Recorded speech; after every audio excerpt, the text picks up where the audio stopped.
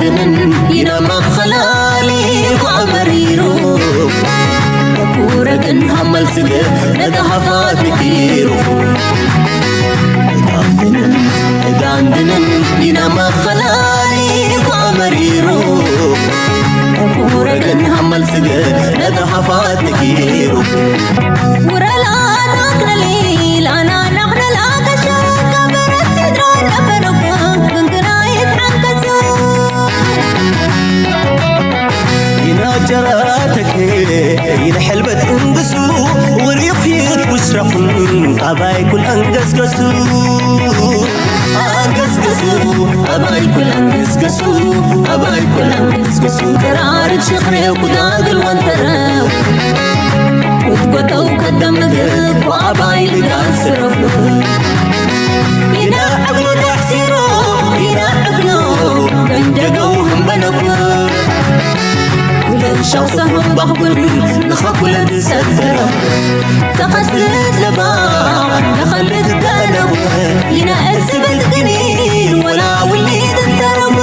وانت ليخلق وانت للا بلد برقنين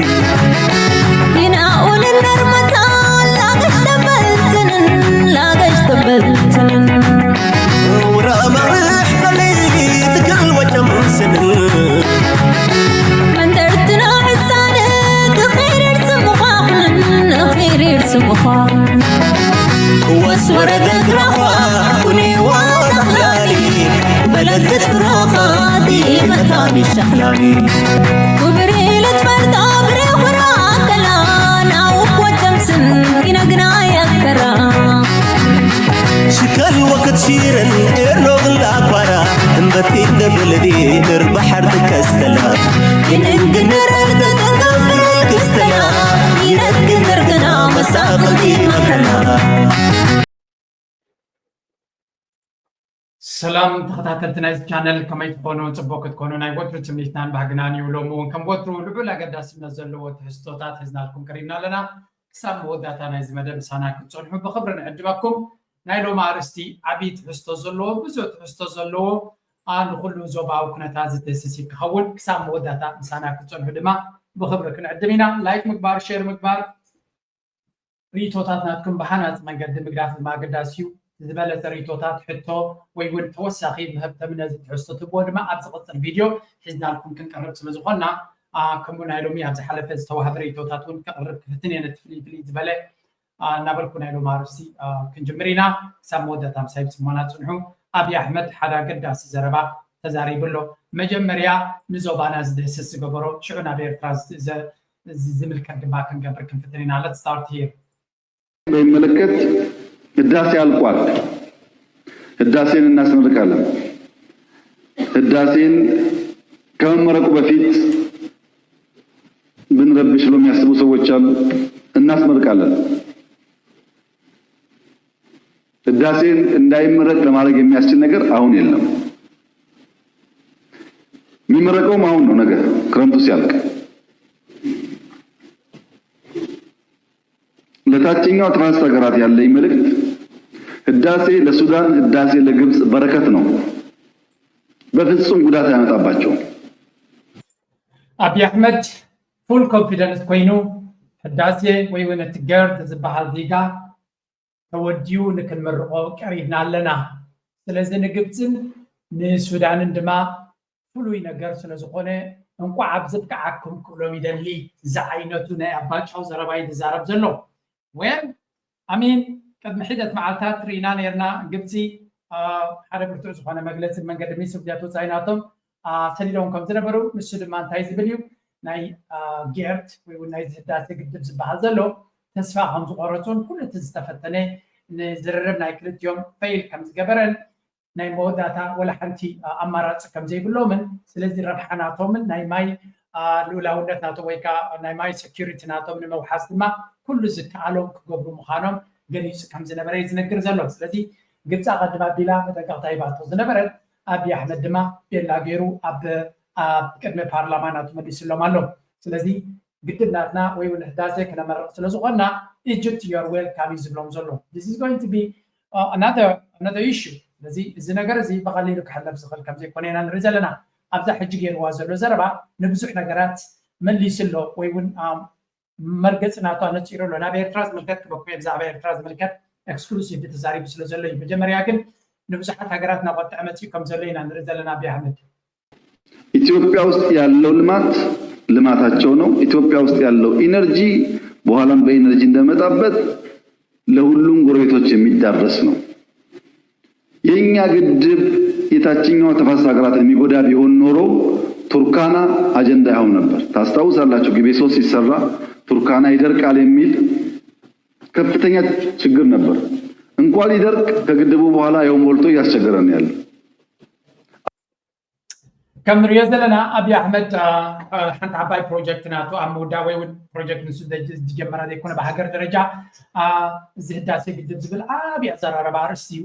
أبي بوليتيكاوي سواز اللوكسات دونالد ترامب أرجع بيت حجرات مولهم إنفولفز قبرول وين تساعدوا كل بدايو أبي أحمد كن أبي وانزي كلت وين سلسة عينات بدوتاتنا رزلنا تتب بدوتات كن أبي حنت نجر نقول سب نصر رزلوا مجمريا بزعبا زي نقلت زملكات هون كله بزعبا نيرترا نزوبانا زملكات زبولوس ككنري أنا وين كبرمتي بيرلوغن مسو حدا نقر كتا هزلكم سلزل زلغيو مجمريا نزوبانا نتي كرنافيك زملكات زبولوس ككنري نابزي نغيو عندنا ودا نويت الوازير እንደተባለው أبزي على حاجة مجمريا ناتي صحف هبا مسات أتاحيز سلز قبركو تلاقي بالنالو جيم سكند ዲፕሎማሲ የሚመለከት እንደተባለው ዓለም ኢተገማች በሆነ መንገድ ነው እየተጓዘ ያለው። ምንም መጨበጫ የለው። ጠዋት ውጊያ ከሰዓት እርቅ ከሰዓት ነገ ውጊያ ነው። በዚህ ጊዜ ውስጥ እንደኛ አይነት ሀገር ጥንቃቄ የተሞላበት ጉዞ ያስፈልገዋል። አንደኛ ወዳጆች አሉ። ወዳጆቻችንን መጠበቅ ያስፈልጋል። ሁለተኛ የማይወዱን አሉ። እነሱን ደግሞ ማለዘብ ያስፈልጋል። እና ጉዟችንን እንዴት ነው? ልክ እንደ ጃርት በክረምት ትቸገራለች፣ ብርድ ይጠቃታል።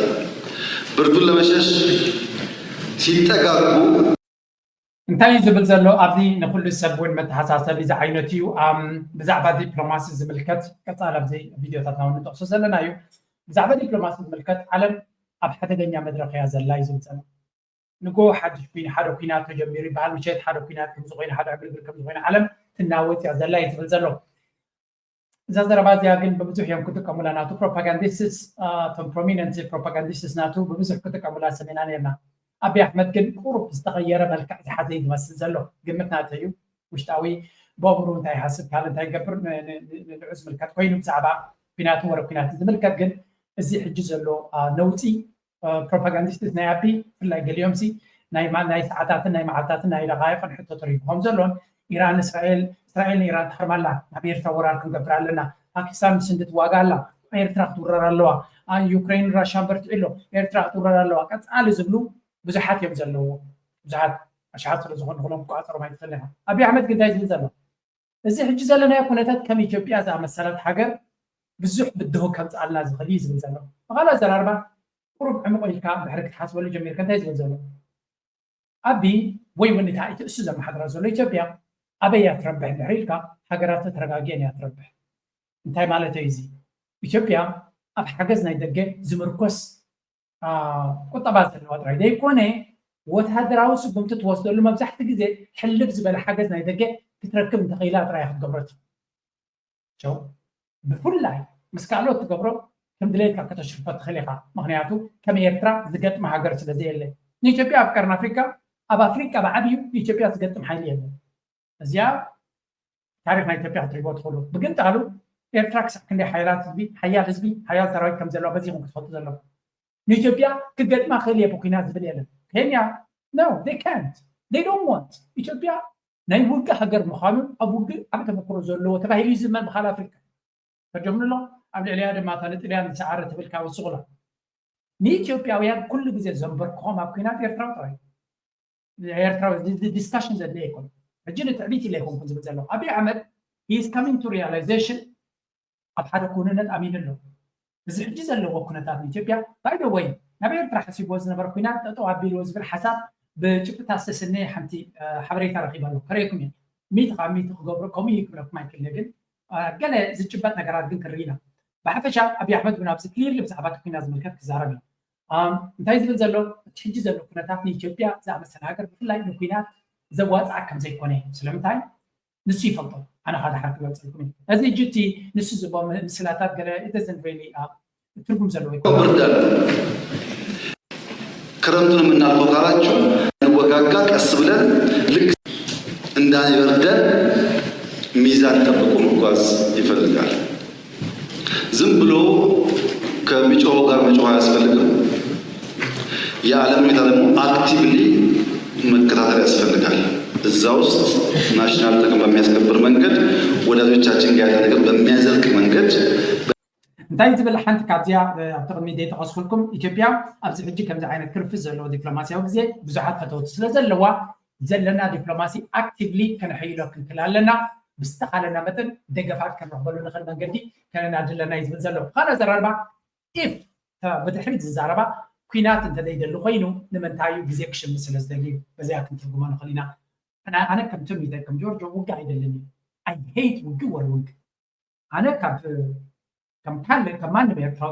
كمان بيرتراو سلام زي لسه كونكلو كارو من العلماء ناتي إيكونومي ناتي بيزنس أب سلام إنفستمنت خجبر أب أفريقيا إنفست خجبر أمريكا إنفست خجبر أبغى خجبر ما ده بس لازم لنا بيوتي سلامي زواج أنا سلامي تمنيته نايكوينات أسوار الشيء سبايكم ويقول أنا أسوار إنفستمنت زلنيكم سلامي زدلي سلامي غازدف ግን ሰላም ስለደለ ሀይት ላይ ካይመስል ለሰናው በጥንቃቄ አማካይ ስፍራችንን ሳንለቅ መጓዝ አለብን ከባድ ስለሆነ የኛን ጎረቤቶች በሚመለከት ከጎረቤት ውጭ ኢትዮጵያ ህልውና የላት ከኢትዮጵያ ውጭ ደግሞ እነሱ ህልውና የላቸው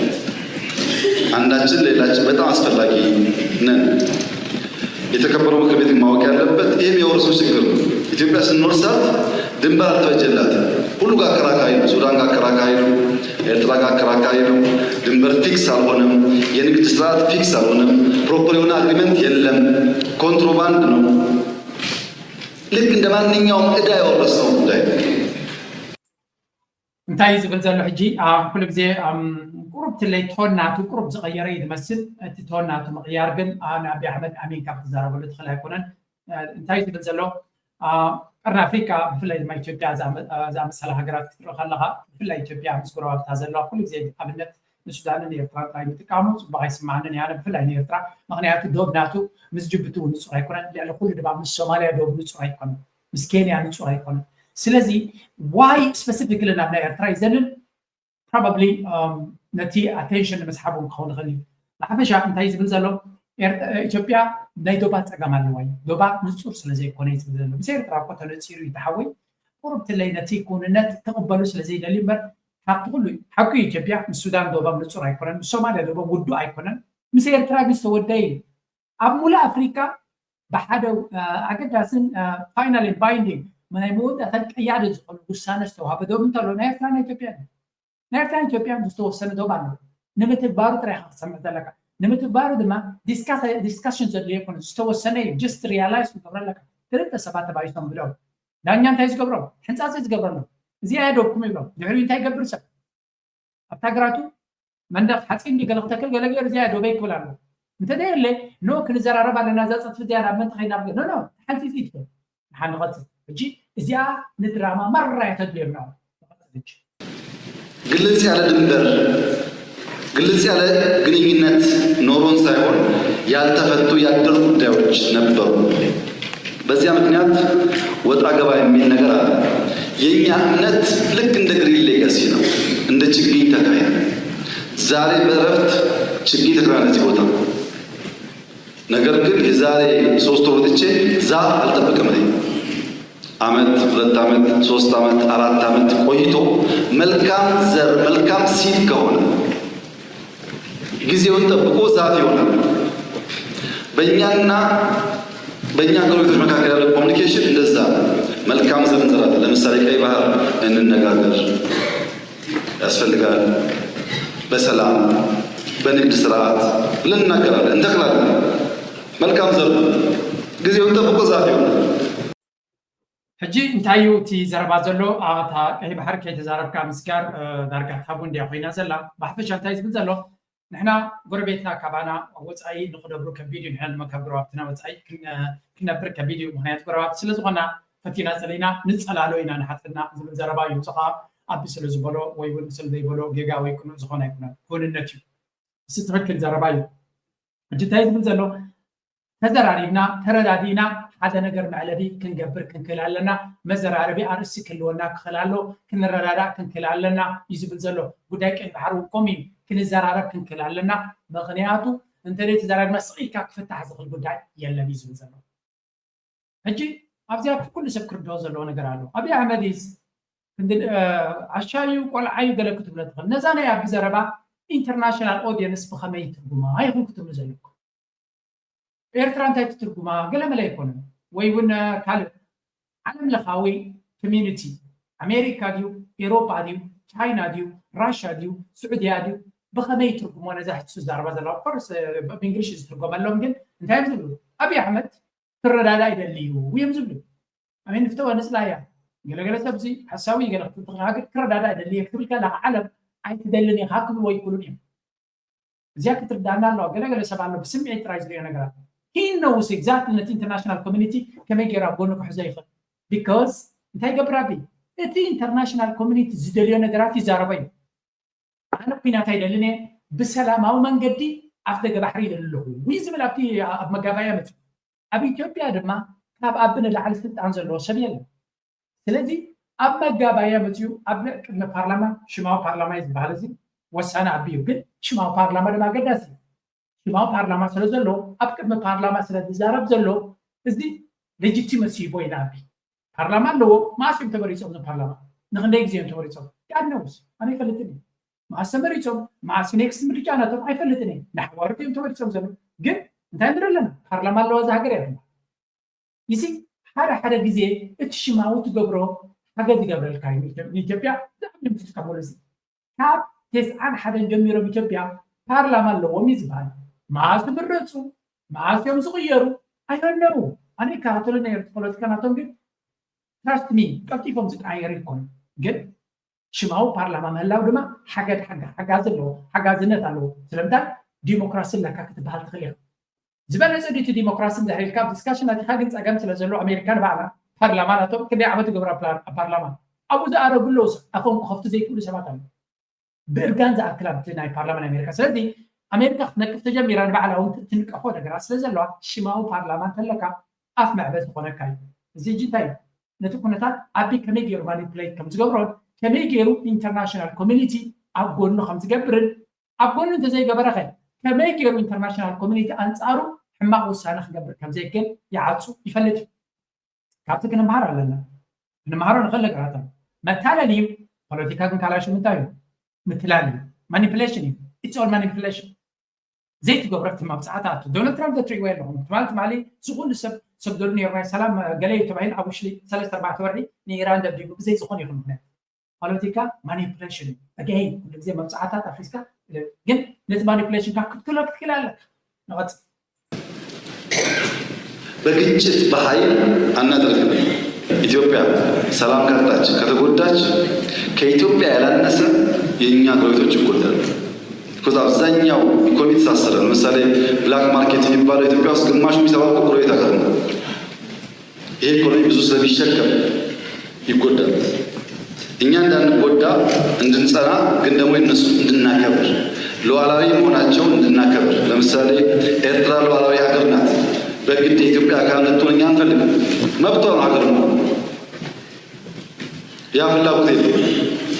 ጅቡቲ ሉዓላዊ ሀገር ናት፣ መከበር አለበት። ሶማሌ ሉዓላዊ ሀገር ናት፣ መከበር አለበት። ጥያቄ የለም። ኢትዮጵያ ሉዓላዊ ሀገር ናት። የባህር አክሰስ ካላገኘች ግን ሀገር መሆን አትችልም። በእነሱ ወገን ደግሞ መከበር አለበት። እሱ አብሮ ለመኖር ያለው So here is the big deal now. እንታይ ዝብል ዘሎ ኣብዚ ክርድኦ ዘለና ነገራት ኣሎ ዘይ ሚክስድ ሲግናል ኣነ ነዚያ ፅሒፈ ኣብ ኤክስፖስ ገይረ ኣለኹ ዝተሓዋወሰ ሲግናል ዝተሓዋወሰ ሓበሬታ ይድብ ዘሎ and this is a convinced or confused strategy በሃል እዚ ሕጂ እንታይ ዝብል ዘሎ ኣብይ ኣሕመድ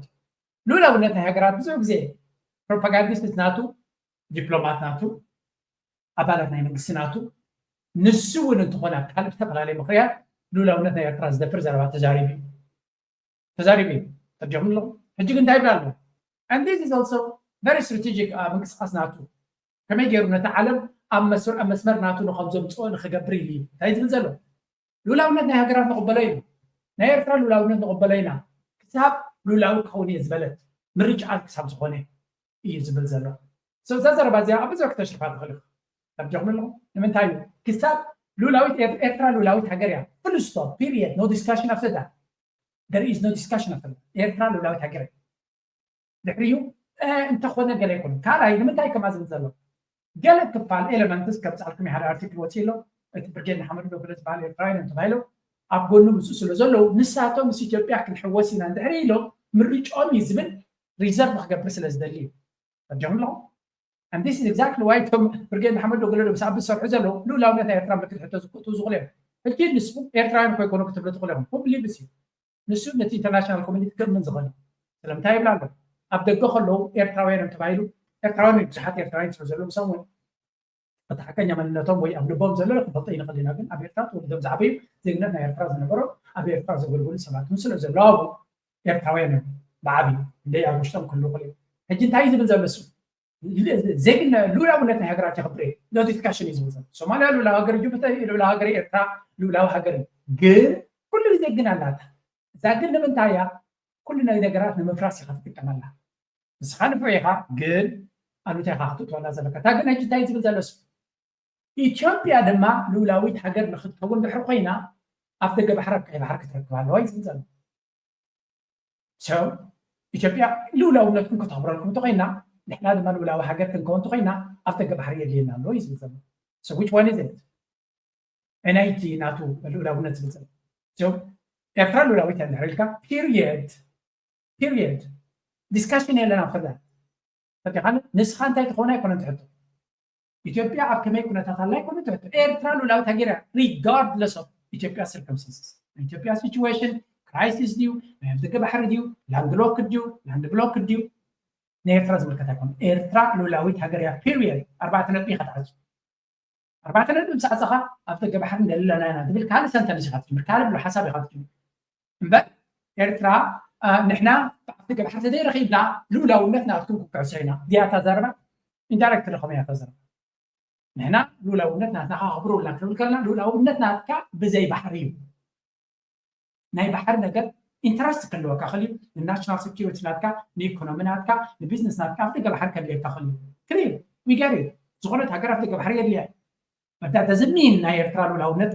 ጥሒስካ ወይ እውን ኤርትራ ሉላውነታ ሕሊፋ ብምሃብ ንስኻ ኣብ ደገ ባሕሪ ክትረክባ ኣይኮነ ክትገብር ዘለዎ so again الزربة زي باي ديزاين كمزي سلامتاي بتحدى نتناتو بروباغندا زربة كباب يزدل زلوا سلامتاي تناي بحر انت انا كتكتل زلوا بتخالد ما انترناشونال كوميونيتي كل جزء انت يدلي لولا ونتا هاجرات يخبري لازم دي اب انترناشونال كوميونيتي دغفت بها معنا قال سقم يتفتر لا زربة زي لازم انت يتقبل زلوا دواجو كيتصاوت كل جزء زربة خمسه لولا ونتا هاجرات يخبري قل انا دما اكسس ناي افدق بحري كلونا اكسس ناي افدق بحري قد من كليكا ايناي هاجري اكسس ناي افدق بحري جيبوتي تبيلا سوماليا دو ويلكم تبيلا ايرترا لما كل زي ويلكم زبلتها قل على نخاو حقي تخطيلكا نغسل قل كافيا سقط درباونا ነገር ሰጥቶ መቀበል ነው። ይሄ ባህሪ የመጣው በገንዘብ ነው። ይሄ ባህሪ የመጣው በላንድ ስዋፕ ነው። በምንድን ንግግር ያስፈልጋል እጂ እዚ ትሪ ወለኩም ዘረባዚ ቅቡል ዘረባዩ ቅቡል ዘረባይ ከብጽ ዘረባ ቀሎ the question is to تنتايو من كلكلك مالسي افتك بحرت دليخه ديك قبرت دليخه good then why don't you talk اجي ابزيا ምናልባት ኤርትራ ደጊማ ከተመጽ ነው ዘለዋ አና ይተሰለ ነቲ ኢንተርናሽናል ኮሚኒቲ we know this but you have to ክንደ ጊዜ ይዛረባሉ ሰብዚ ገለገለ ሰባሉ ነና ኮ ደረጃና ኮ ኢኮኖሚ ድብለና ማ I don't know አካይዳና ዓለም ዘይ መግዛብ you have to state your position again and again ኤርትራውን አካል ናይ ዓለም ስለ ዝኾነ እቲ ናይ ዓለም አካይዳ ክትከተል ጽቡቕ እዩ ዝጎለና እኮ የለን ሚኒስትር ሓበሬታ ኮለና አንተ ባዓልቲ ፖስት ምግባር ጥራይ ኤርትራ ኣብ ደገ ባሕርና ተንክትብ ዊሊንግ ከም ዝኾነ ሶፊያ ويزرو فوزي حاج صوفيا تسمع مريم كان بخلتها كان مستوصل مع تزبلته كزور كرنيو سلازي ما في أدلاي جد كده ملكا سلام تاني دغمو حما غاسل زخنا دغما سل زخنا يكون سلام تاي مخنيات كركب يبلون عبي جون له نتعدى نتاتو مخنيات كنو بيبينا مخنيات دريبنا عند رحمة صغل تسلمكم صغل لو قلنا دما بزعبا جراك سحب جميرهم الله هذا سيدا فعل زلان نجرا نحن جرا كلنا ندلنا نشاطهم من إجدا كدرابا نسخ المجد يسرعنا فلذا زيا أستوعب كم خالد اللي በንግግር መሆን አለበት። ይህ ሲሆን የተከበረው ምክር ቤት መገንዘብ ያለበት ነገር በዚህ ብርጭቆ ውስጥ አንድ ውሃ ሞልቼ አንድ ጠጠር ብጥልበት ይታወቃል። ለምን? አነስተኛ ሳይዝ ያለው ብርጭቆና የያዘው ውሃ አነስተኛ። ጣና ሄጄ አንድ ጠጠር በወረወርበት ጣና ይታወቃል። የኛ ጎረቤቶች ማወቅ ያለባቸው ኩሬና ሐይቅን መለየት ያስፈልጋል። ኢትዮጵያ በትናንሽ ጠጠር አትታወቅም፣ በትናንሽ ጠጠር አትበተንም። ኢትዮጵያ ትልቅ ባህር ናት፣ ትልቅ ሀገር ናት። ይህን መገንዘብ ያስፈልጋል። ሲፈልጉ እንደሚያውቁ ማሰብ ጥሩ አይደለም። This is another thing. أبزر ما تايز من زلوا. أبنتنا هبي تزارب زلوا. زعباي إثيوبيا نزارب كلنا نشتي بكيري. تصدر أنت تيخالو. ينكس عفس. تصدر دم عبي كم زلوا كتريات خليقة. إذا من زلوا. نحر عبديجا. عبي أنا زبلو كلا يلو. من أنت دربي خاجد. ما نمسكريه كلني منياتو. عبك على يسوع زغني. إثيوبيا دم عبك على هاجري. نشتي تقاوم عبتنا سلز جبركا. إثيوبيا عيتفرسني هاي زي زلوا. Oh really? ማለት ንሱጂ ታይነ ባሉ እዛ ዘረባዚያ ዘይ ቃላለም ንግብቲ ገለ ባዕቢብን ነርታ አተኩሩ ዝገብራ ዘሎ ኤርትራ ምስዶ ዝገብሮ ደላ ንዓና ዝትንክፍ ኣይኮነና ኣዚና ዓቢና ዝዓይነቱ ዘረባይና ንርኢ ዘለና ወል እቱ ንሱ ኣበጊሶ ዘሎ ኩናት ኣብ ፋኖ ኣይኮነ ንሱ ክዕወተሉ ክወድቕ ስለ ዝጀመረ ዘረባዚታት ነቲ ዘ ንቐጥ ንሽተይ ኮስኩም ድሕሪዩ ነዚታት በኢንዳይሬክት ልኩምልሰክ የሚያውቃትን ተከላክላ መልማት ትችላለች። ትልቅ ናታ። ሁከቱ የሚጎዳው ኩሬዎችን ነው፣ ሐይቆችን አለ። ይህን በደንብ ተገንዝቦ ሰብሰብ ማለት ያስፈልጋል። ይሄ 130 ሚሊዮን ያለው ሀገር በንጽጽር እጅግ ከፍተኛ ሀብት ያለው ሀገር ከጎረቤቶቻችን ጋር አይወዳደርም። የዘመነ ወታደር ያለው ሀገር፣ ቴክኖሎጂ የታጠቀ ሀገር ውጊያን አማራጭ አድርጎ ካሰበ በየትኛውም መመዘኛ ለውድድር ቢቀርብ ጉዳይ አለ። ግን ውጊያ ክፉ ነገር ነው። ለምሳሌ በኤርትራ ሳይድ ውጊያ እንደሚነሳ አይነት ወሬዎች ይሰፋሉ። የተከበረው ምክር ቤት እርግጠኛ ሆኜ የምነግራችሁ በእኛ ሳይድ አንድ ጥይት አይተኮስም። ቢኮዝ እኛ ብዙ የሚያጓጓ ነገር አለ። ብዙ የሚያጓጓ ፕሮጀክት በእጃችን አለ። እዚያ ዘረባዚያ ሕጂ ከም ፅቡቅ ጌርኩም ክትወስድዋ ትኽእሉ ኢኹም። ግን ግርህና ዘድልዮ ኸ ኣይኮነ ክንሪኦ ከለና ብዙሓት ነጥብታት የርእሉ ዘሎ ሕጂ እንታይ ዝብል ዘሎ ብሓፈሻ ንሱ ሓያል ሃገር ዓበ ሃገር 130 ሚልዮን ህዝቢ ዘለዎ ዓበ ቁጠባ ዘለዎ ምስ ጎረባትና እውን ንወዳደር ኣይኮናን እዩ ዝብል ዘሎ ወይ ኬንያ እውን እኮ ጎረቤትካ ግን ኣደለም ቁጠባ ናይ መንኩም እዩ ዝዓቢ ኢትስ ኖት ማይ ቲንግ But anyway, እንታይ ዝብል ዘሎ እቲ ዘረባ ኣገይ ኣብ ሓንጎሉ ነዚ ክዛረብ ከሎ ንመን ኣብ ግምት እዩ ይዛረብ ከም ዘሎ ትፈልጡ ኣለኩም ንኤርትራ እዩ ይዛረብ ዘሎ ከም ካልኦት ጎረቤት ኣብዚ ዲቤት ናቱ ተኣቱ ይኮኑ ኩሉ እዚ ዘረባ እዚ ንጎረባብትና ዝብል ዘሎ ናብ ኤርትራ ዘቕንዐ እዩ እስከ ካብኣ ፍልሊ ንኩሉ እዩ ዝምልከት ትብሉ እስከ ፀሓፉ ኣነ ጥራይ ዲኮም ዝስማዓን ዘሎ ምናልባት ፓራኖያ እውን ክኸውን ዝኽእል ብዙሕ ግዜ ብዛዕባ ብል ዝዛረብ ስለ ዘለና ኖ ሓንጎልኩም እዩ ኣብኡ ስለ ዝኣተረ በርንሱ ንውሉእ ኣፍሪካ ዝዛረብ ዘሎ ድሕሪ ኢልኩም ريتهم كسمعك ويا اللي يصحفوا لي كاتو صحفوا انا ግን ክሪኦ ከለኹ ኣብ ኣሕመድ ነርታ ይዛረብ ስለዚህ ናሽቲ እሽተይ ሃገር እዩ 130 ሚልዮን ኢና ንሕና ቁጠባና ዓብዩ ዘበናዊ ቴክኖሎጂ ኣፅዋር ዝዓጠቕና ኢና ኩሉ ነገር ዘለና ኢና ብኩናት እንድሕር ኮይኑ ምስ ሓና ክወዳደር ዝኽእል የለን እዩ ዝብል ፀኒሑ ድማ ምስ ኤርትራ ኩናት ክጅምር ከም ዝኽእል ዝብል ዘረባታት ንሰማዕ ኣለና ኢና እዩ ከቡታት ወረይ እናፈስ እዩ ዘንፍሶ ዘሎ ባዕሉ ኩናት ከበግስ ዝኽእል ዝበሃል ዘሎ ንሱ ናይ ኩናት ወረ ዝበሃል ዘሎ ብወገን እዩ ግን ንሓን ንግደፈሉ ግዜኡ እንታይ ዝብል ዘሎ أنا أب نزي برلمان كانوا تقولوا لزدلي نحنا ناب إرترا جزنا حنت يتولد خانة عينة القسمية إيش بنزل هجي تتساقم أنا تقول مالتي إذا زرباديا نا الجزيرة نا بي بي سي نخالوت نتاك بليهم إثيوبيا كوينات بعلى يدلنيو كلهم that's what they do كوينات بعلى يدلنيو prime minister دقيمو نتسقع زلو كله عم في سويو سلازي إثيوبيا ناي سلاميا نتاك غيرو مالو بدبداب ناتهم أبسي كويمتي حتى كاناتهم زبلكم إيرتران كوينات دالولا إيرتران ناي كوينات مقصاصات تقبرالا دوبنا سجيرالا لولاونتنا سجيرالا وشتاو كنتاتنا تدقيما تتكلت عنا كتعرمنا تدللا على ملخاوح انترناشنال كوميونيتي عقب كبلالو يبللو دبدابيت هذا ما كلهم زي الكتب سيدمانو قلبت يريد ما نسوس تايلا لجي نحنا كنا زبالا يدلنا نبي التازق الأدماء زقونة في أين تكسنينا أبكرنا بارلمان يتزارب زلو غيبلانا سلازي المحبرة سب عالم السبزي كنا تدلي يلا نمزو هجي أكمل دي بيتا حد قبل ذلك من يكون زي دلني إيرترا كنا زي دلني إيرترا تدقاقا مدما كنا كم زي دلني قال زلوا كنا زي قال زلوا زي قال سبالو أبناتو درجة مود كن وردا عندنا زلني وا أتم سبا ننبر لازلنا عالم كويس سكو حجر كويس مرة زلنا كنا متى تنعقوا نصفا هو أريد تنعقوا زلنا غنزل حجر جهات مرة زلنا غصب قال سبات لهم درجة هم قاعدين يتفرقوا بس دي 3 مليون يزبر زلنا توصل أيو he's a leader of a nation and ناكو زربات سمعنا طلع سمعنا سلسلة لما بنسيريو يرترا properly نزنا جرزون كل شيء كبا أنت دايما اللي سأتقع بكينات كهرمادي هرمان ولا أبي بكينات أتدي آياته I think it approach ناتو أنا مثلا نزل هجي أنت كبريد فتنزلوا ناكينات كسكسا غيرو بزرت هذه ناكينات غيرو أنت غيرو لجي كم زي واسو كينات فريتو تقولك حسر جميرو له أنت يمكن كبريد إيرترا تكوينات كمسألة سفل تبغى قالنا نقدر جراس لزلا إيرترا كوينات تفتر لي تدللا صعدت قبل لا شجرة قبل لا قبل إيرترا الجنا قبروا لي كبليز جنزل كتر دعنا لا تجي ناس وايد ما إيرترا ناس أكتيفلي كنت منسلو دسم بالنا سلمتاي أمود هذا قدا كوردنا كو وريدنا كويسو هنا قدا كل على لنا ننزلنا توسخ قدا كوردنا نزل سبني لنا أنا أجي كم تقول كل لغة دوت اللغة المصرية سبالة يعني it's not like that من البعض إنه ويحكي لات مثل زلات فيديو سلامتكم وبلاكم عنه كتعزلكم يزيد look at this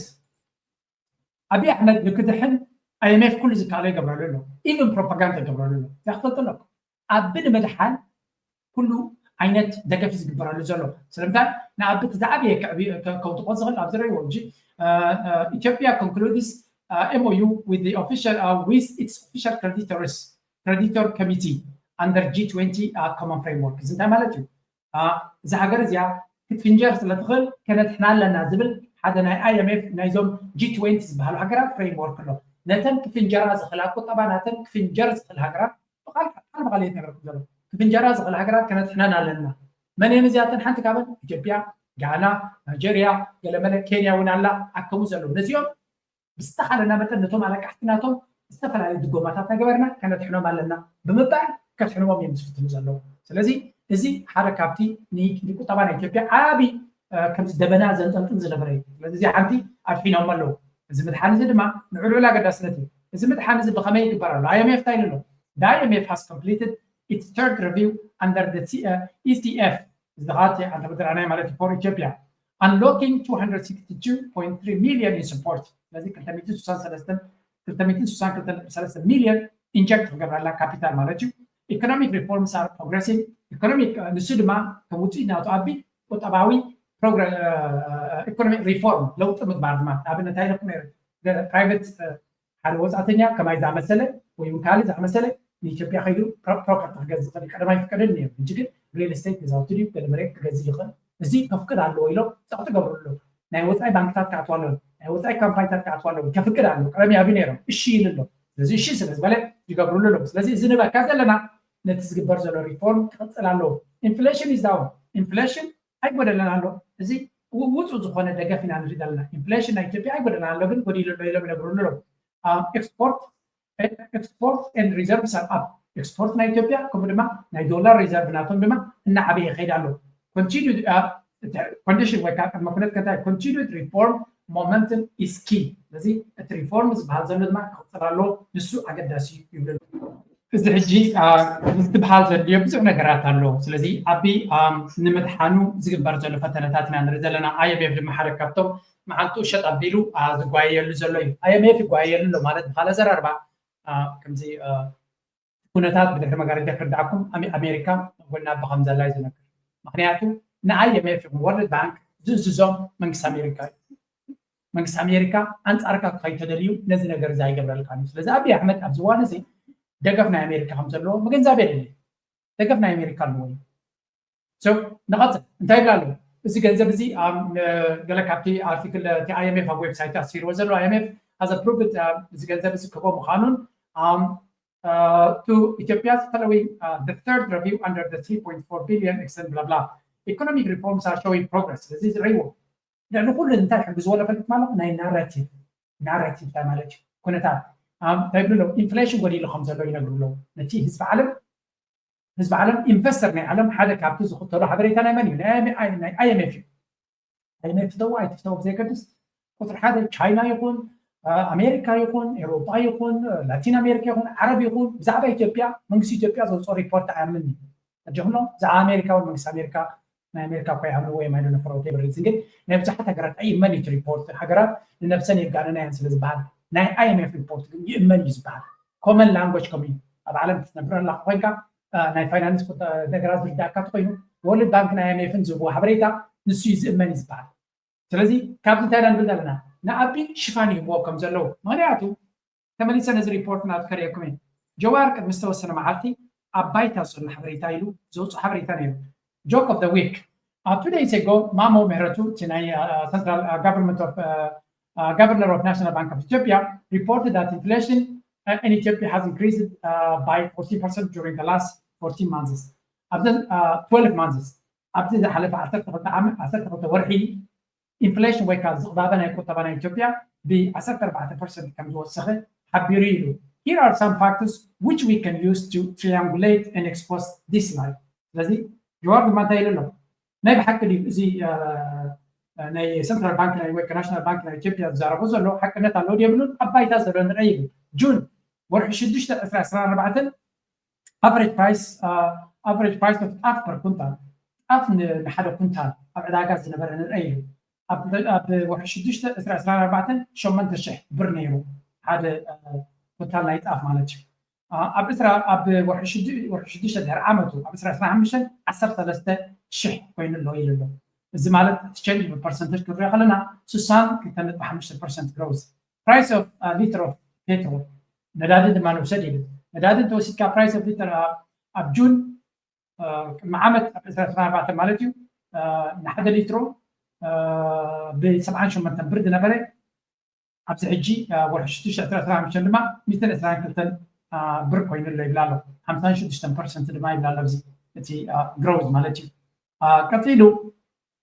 بر بر دولار واغانا انا بر انترينا دما ابداكا اب 14 50 شوعه 1 دولار 50 شوعه بر نيرو حجي 235 235 ብር ኣሎ ሓደ ዶላር ማለት እዩ ኢሉኻ ነዚ ድማ 134 ስለዚ ኣበይ ዘሎ ይዝብል ዘሎ ስለዚ ኣባይታ ዘሎ ኩነታትን እቲ IMF ዝቦ ዘሎ ኮርስ IMF ናቱ መዕቀኒታት ኣለዎ ኩሉ ምሉ ኣብ ሓሶስት መርኮሰይ ክብል ኣይንኽእልና ግን ሓደ ነገር ገሊሑ ዝረአ ዘሎ ኣብ ኢትዮጵያ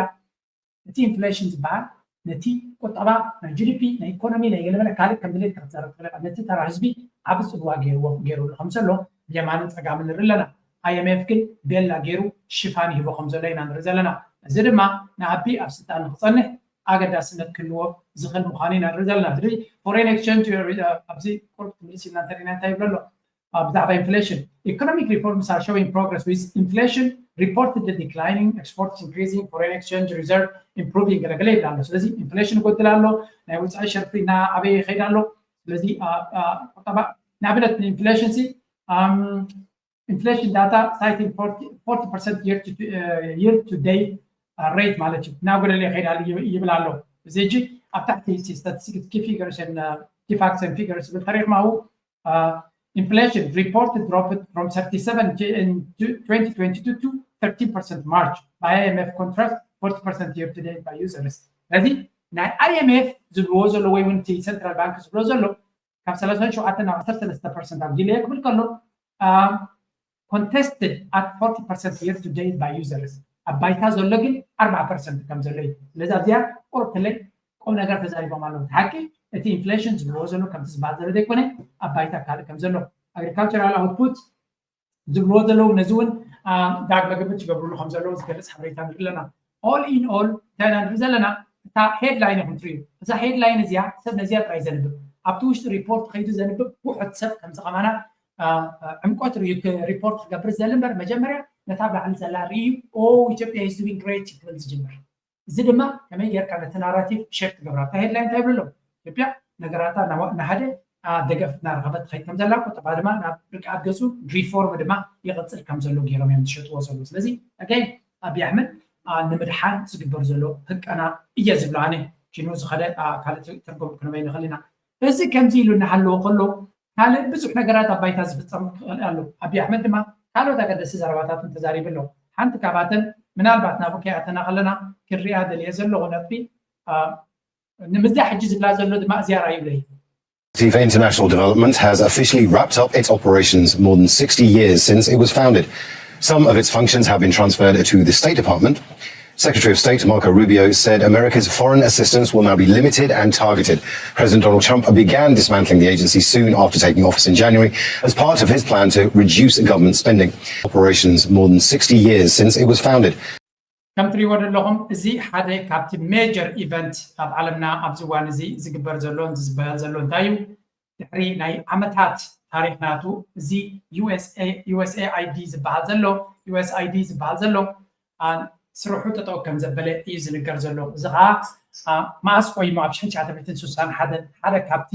ዝዓበየ እቲ ናይ ፖለቲካ እውን ሕማቕ ትልምታቱን ብድሕሪ መጋረጃ ዘሎ ንግዚኡ ግድፍ ኣቢልና ዝበዝሐ ረድኤት ኣብ ዓለምና ዝህብ ዝነበረ እኽሊ ድዩ ዝዓስተወ እኽሊ ድዩ ዝተበላሸወ እኽሊ ድዩ ብሽኮቲ ድዩ ገለ ረድኤት ናይ ሕክምና ድዩ ገለ ብዙሕ ሓገዛት ዝገብር ዝነበረ ኣብ ዓለም ቁፅሪ ሓደ እዩ ነይሩ እዚ ስለዚ ኦፊሻል ኣሜሪካ ከም ዝቐተለቶ ገሊፃ ኣላ ገለ ክፋል ናይቲ ሰርቪስ ዝገብሮ ዝነበረት ብመንገዲ እቲ ሚኒስትሪ ጉዳያት ወፃኢ ናቶ ወይ ከዓ ስቴት ዲፓርትመንት ክግበር ከም ዝኾነ ይነግሩ ኣለዎ ግን እዚ USAID ዝበሃል ካብ ስራሕ ወፃኢ ከም ዝኾነ ኦፊሻል ኮይኑ ኣሎ እዚ ነገር እዚ ንብዙሓት ሃገራት ንብዙሕ ብፍላይ ንፖለቲካዊ ኣጀንዳታት ንሬጂም ቼንጅ ንካልእ ሰይጣናዊ ተግባራት ዓብዪ ተራ ዝነበሮ እዩ ከምዚ ሕጂ ንሪኦ ዘለና ግን ኣብ ዘበነ ዶናልድ ትራምፕ እዚ ጉዳይ እዚ ከም ዝተኣለየ ኢና ንርኢ ዘለና ብዙሓት ሃገራት ብዙሓት ህዝቢ ክፅለዉ ምዃኖም እዩ ዝንገር ንኣብነት USAID ዝበሃል ends operations 40% of all humanitarian aid tracked by UN in 2024 4% ናይቲ ብዩኤን ብዝተፈላለየ ጨናፍራት ናይ ዩኤን ዝግበር ዝነበረ ሓገዝ ካብዚ ዝመፅእ ነይሩ ስለዚ ይከን ኢማጂን ክንምንታይ ናይ ባጀት ፀገም ኣብቲ ናይ ዩኤን ኤጀንሲስ ከም ዘሎን ብፍላይ ሃገራት ከም በዓል ኡጋንዳ ኢትዮጵያ ኬንያ ናይጀርያ ሳውት ኣፍሪካ እውን ክኸውን ይኽእል እዩ ብዙሓት ሃገራት ኣፍሪካ ብዙሕ ደገፍ እየን ዝረኽባ ነይረን ካብዚ እዚ ብምእላዩ ድማ ንብዙሓት ሃገራት ሓደጋ ኮይኑዎን ኣሎ ነተን ኣብ ነፍሰን ተመርኪሰን ክኸዳ ዝሓዝባት ዝነበራ ሃገራት ከም በዓል ኤርትራ ግን ጀስት ነቲ ዝተበገሳሉ ጉዕዞ መሊሰን በርቲዐን ክሰርሓሉ ከም ዘለዎን ጥራዩ ወይ እውን እቲ ዝወሰድዎ ምርጫ ቀደም ፅቡቅ ከም ዝነበረ ጥራይና ንርኢ ዘለና ኣብ 2023 ክሳብ 4.5 ቢልዮን ባጀት ከም ዝነበረ እዩ ዝንገር ስለዚ ብደረጃ ናይ ሓገዛትን ካልእ ክትሪኦ ከለካ ዓብዩ ግን እዚ ቢልዮናት ክትርኢ ከለካ ገለ ካብኡ ኣይዶኖ 10 ቢልዮን ዝኾኑ ኣብ ዩክሬን ከመፅዋር ኮይኑ ዝኣቱ ዝነበረ እዩ ስለዚ ቅዱስ ትካል ጌርኩም ናይ ርድኤትን ናይ እኽልን ሽም ናይ USA ናይ እኽልን ናይ ዘይትን ገይሮም ዳዮም ቀቢኦም እምበር ንክፍኣት ንሕምባቐን ዝወፈረ ወይ እውን ኣብ ሕማቕ ብዙሕ ኣበርክቶን ስራሕን ዝገብር ዝነበረ ትካል እዩ ንሱ ብምኻዱ ዓለምና ትጉድኦ ውሕድ ይከውን ጀስ ንብዙሓት ሰባት ክሃስብ ከም ዝኽእል ርዳእኒ ግን ወይ ንዘለዓለም ኣብ ሰብ ተፀቂዕካ ድማ መንባር ኣይከኣልን እዩ ነብስኻ ክትክል ጉዳይካ ክትቆፃፀር ክትክል ኣለካ ክብል ይደሊ ሕጂ ክልተ ምክርታት ክበኩም እየ ተመሊሰና ፖለቲካ ብምምታወይ ሓንቲ ንኩሎም ኣፍሪካውያን ብፍላይ ድማ ኤርትራውያን I'm tired of Africans because why is it that every time someone passes away in our community, we have to put a burden on the entire community to start contributing for your funeral expense? Like every time. We're quick to send a GoFundMe link as if it's the normal thing to do every time somebody dies. Like we have to stop passing down generational poverty and setting our kids up for failure. A lot of the first generation Africans came to the United States to give their kids better life. But then when they get here, they work 12 to 16 hours per day, send money back home to build a house that they'll never live in, but yet you can't afford a simple life insurance policy. Like I know people right now that they drive Lexus, they drive Mercedes, BMW, and pay hundreds of dollars for car insurance every month, but they can't afford a simple life insurance policy. Like እዚያ ዘረባዝያ ምናልባት ተድሕሪ ሕጂ ንብዙሓት እውን ኣብነት ክትኮነና ትኽእል እያ ንሱን ኣፍሪካውያን ይዛረብ ዘሎ ግን ኤርትራውያን እውን ትምልከት ዘረባ እያ ኣብዚ ደገ ሰብ ተሰዲዱ ዘሎ ኤርትራዊ ዝያዳ ንኤርትራውያን ክዛረብ ኣብዚ ካልኦት እውን ከለኹም ንምልከተኩም እዩ ኣብ ደገ ተሰዲድካ ዘለካ ብፍላይ ኤውሮፓን ኣሜሪካን ኣብ ዝምዕብል ዓለምካ ዘለካ ክትመውት ምዃንካ ትፈልጥ ሓደ መዓልቲ ማለት ሓደ መዓልቲ ሞት ይፅበየካ ከም ዘሎ ከም ወዲ ሰብ ኣብ ሞት ዘይተርፈካ ምዃኑ ትፈልጥ ስለዚ ዘይተርፈካ ምዃኑ ሞት ተፈሊጥካ እንተ ወሓደ የዝብለካ ንስኻ ኣብዛ ዓለም ክትነብር ከለኻ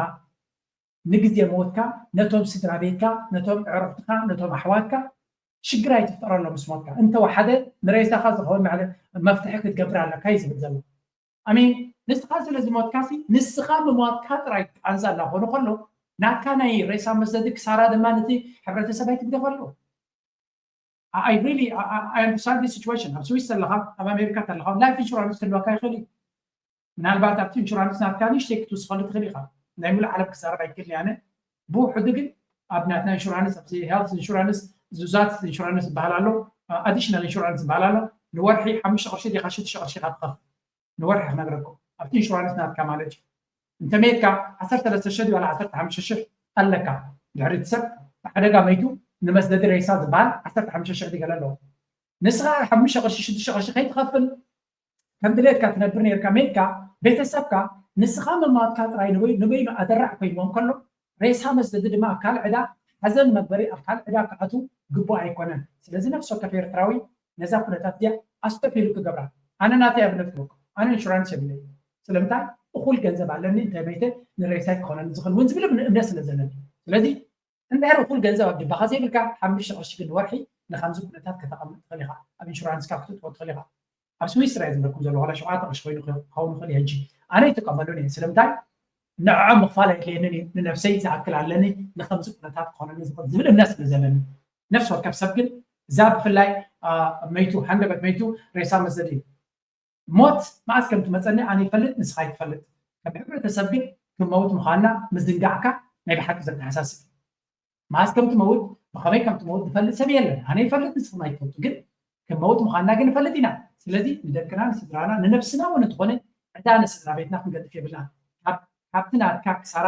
ንስኹም የትክዮም ንስኻ የትክዮም ዘለካ ክሳራ ካብዚ ዓቢ የለን ተወሳኺ ዕዳ እሞኻ ተንበርኪኾም ንሰብ ክልምኑ ዳርጋ ኣብዚ እዋን እዚ ጎፋንድመይ በቃ የማንን ፀገማን ይዘውር እዚ ከነወግዶ እንተንኽእል ፅቡቕ ምኾነ ምክንያቱ እቲ ገንዘብ ዘዋፅኣልካ ሰበሰብ እውን እኮ ገንዘብ በዚሕዎ ኣይኮነን ሞት ስለዝኾነ ኢሉ ንኻልእ ነገር ክገብሮ ምኻልእ እንድሕር ንስኻ ወይ ንስኺ ወይ ኣነ ተዳሊና ተፀኒዕና ሪቶ ናትኩም ሃቡ ንገለ ኢኹም ንሞት እንታይ ጥቕሰስ ክትብሉኒ ኢኹም ኣይነው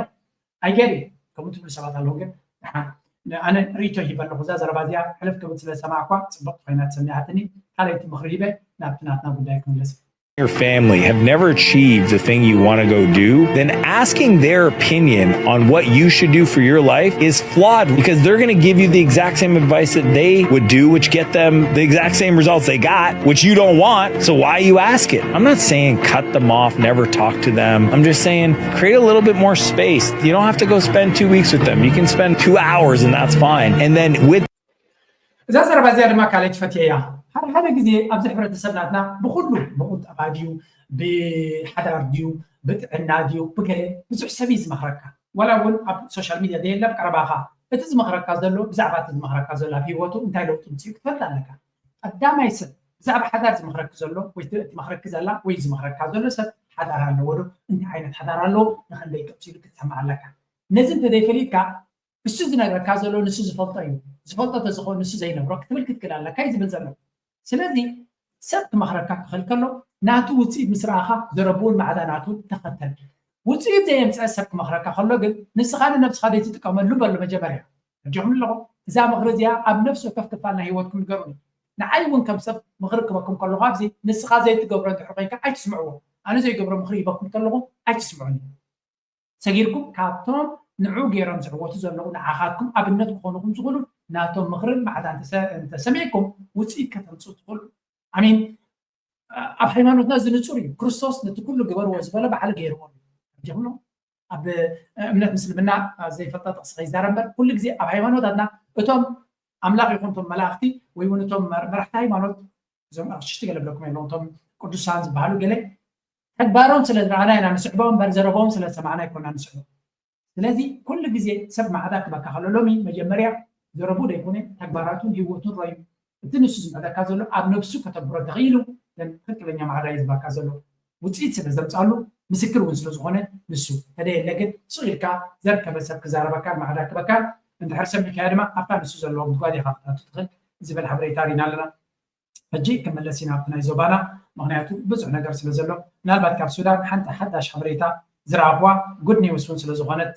ሸር ክገብረልኩም ኣብ ሓደ ካምፓኒ ናይ ቻይና ዋዌይ ዝበሃል ነቲ ናይ ሱዳን ዘሎ ናይ ኦይል ሴክተር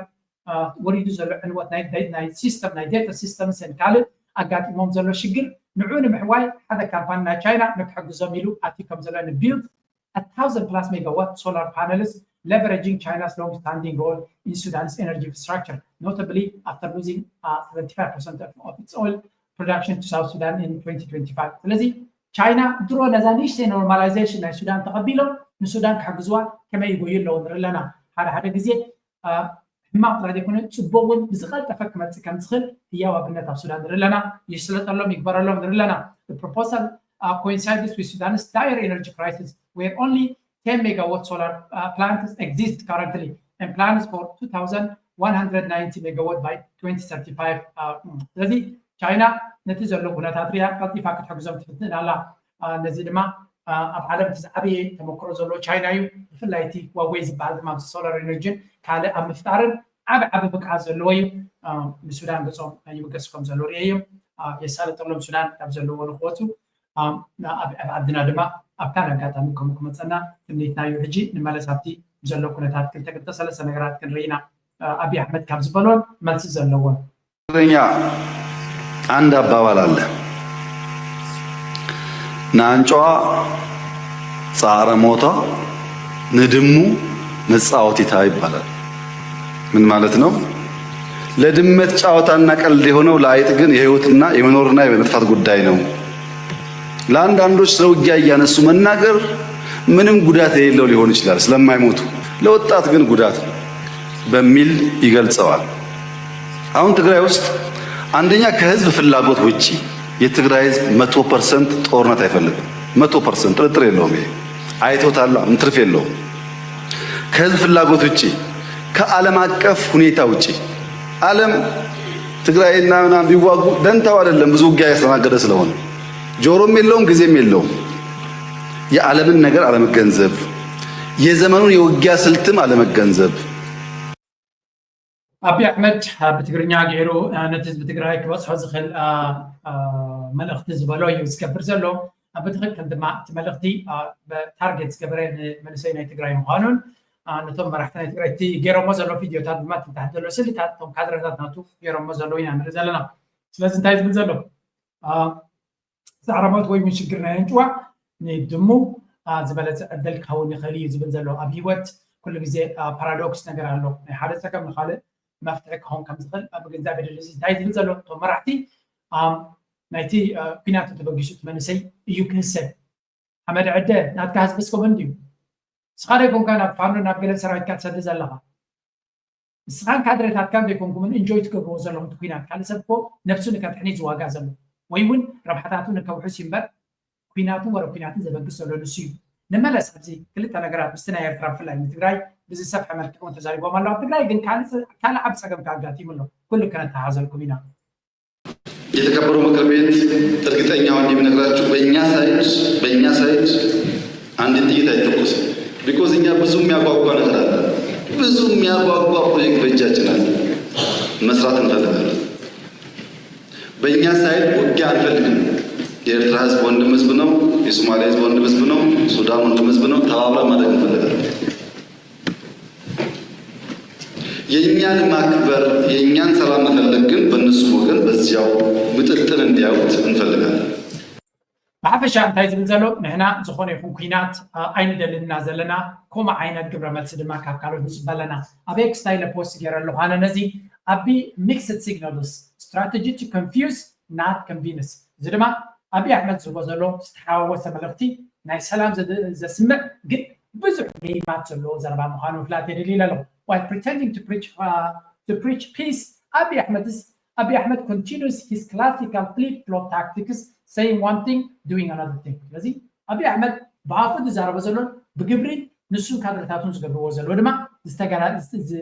ዝገራጮ flip-flop ካብትን ናብትን ማለት እዩ but the Eritrea sees through the fog here is the truth facts versus Abiy's fiction እቲ ሓቅን ክውንነትን ንሕና ምስ ናይ ኣቢ ኣነፃፂርና ክንሪኦ ዘለና ኢለ ኣለኹ መጀመርያ Ethiopia won't start war with Eritrea says Abiy ኣብዚ ከም ሰማዕክሞ ምስ ኤርትራ ኩናት ክጅምር ኣይደልን እዩ ዝብል ዘሎ but he is the one fueling war propaganda daily via state media ስለዚ claims ካልእ እንታይ ዝብል ዘሎ ምስ ኤርትራ ውግእ ክገብር ኣይደልን እዩ ይብላ ኣሎ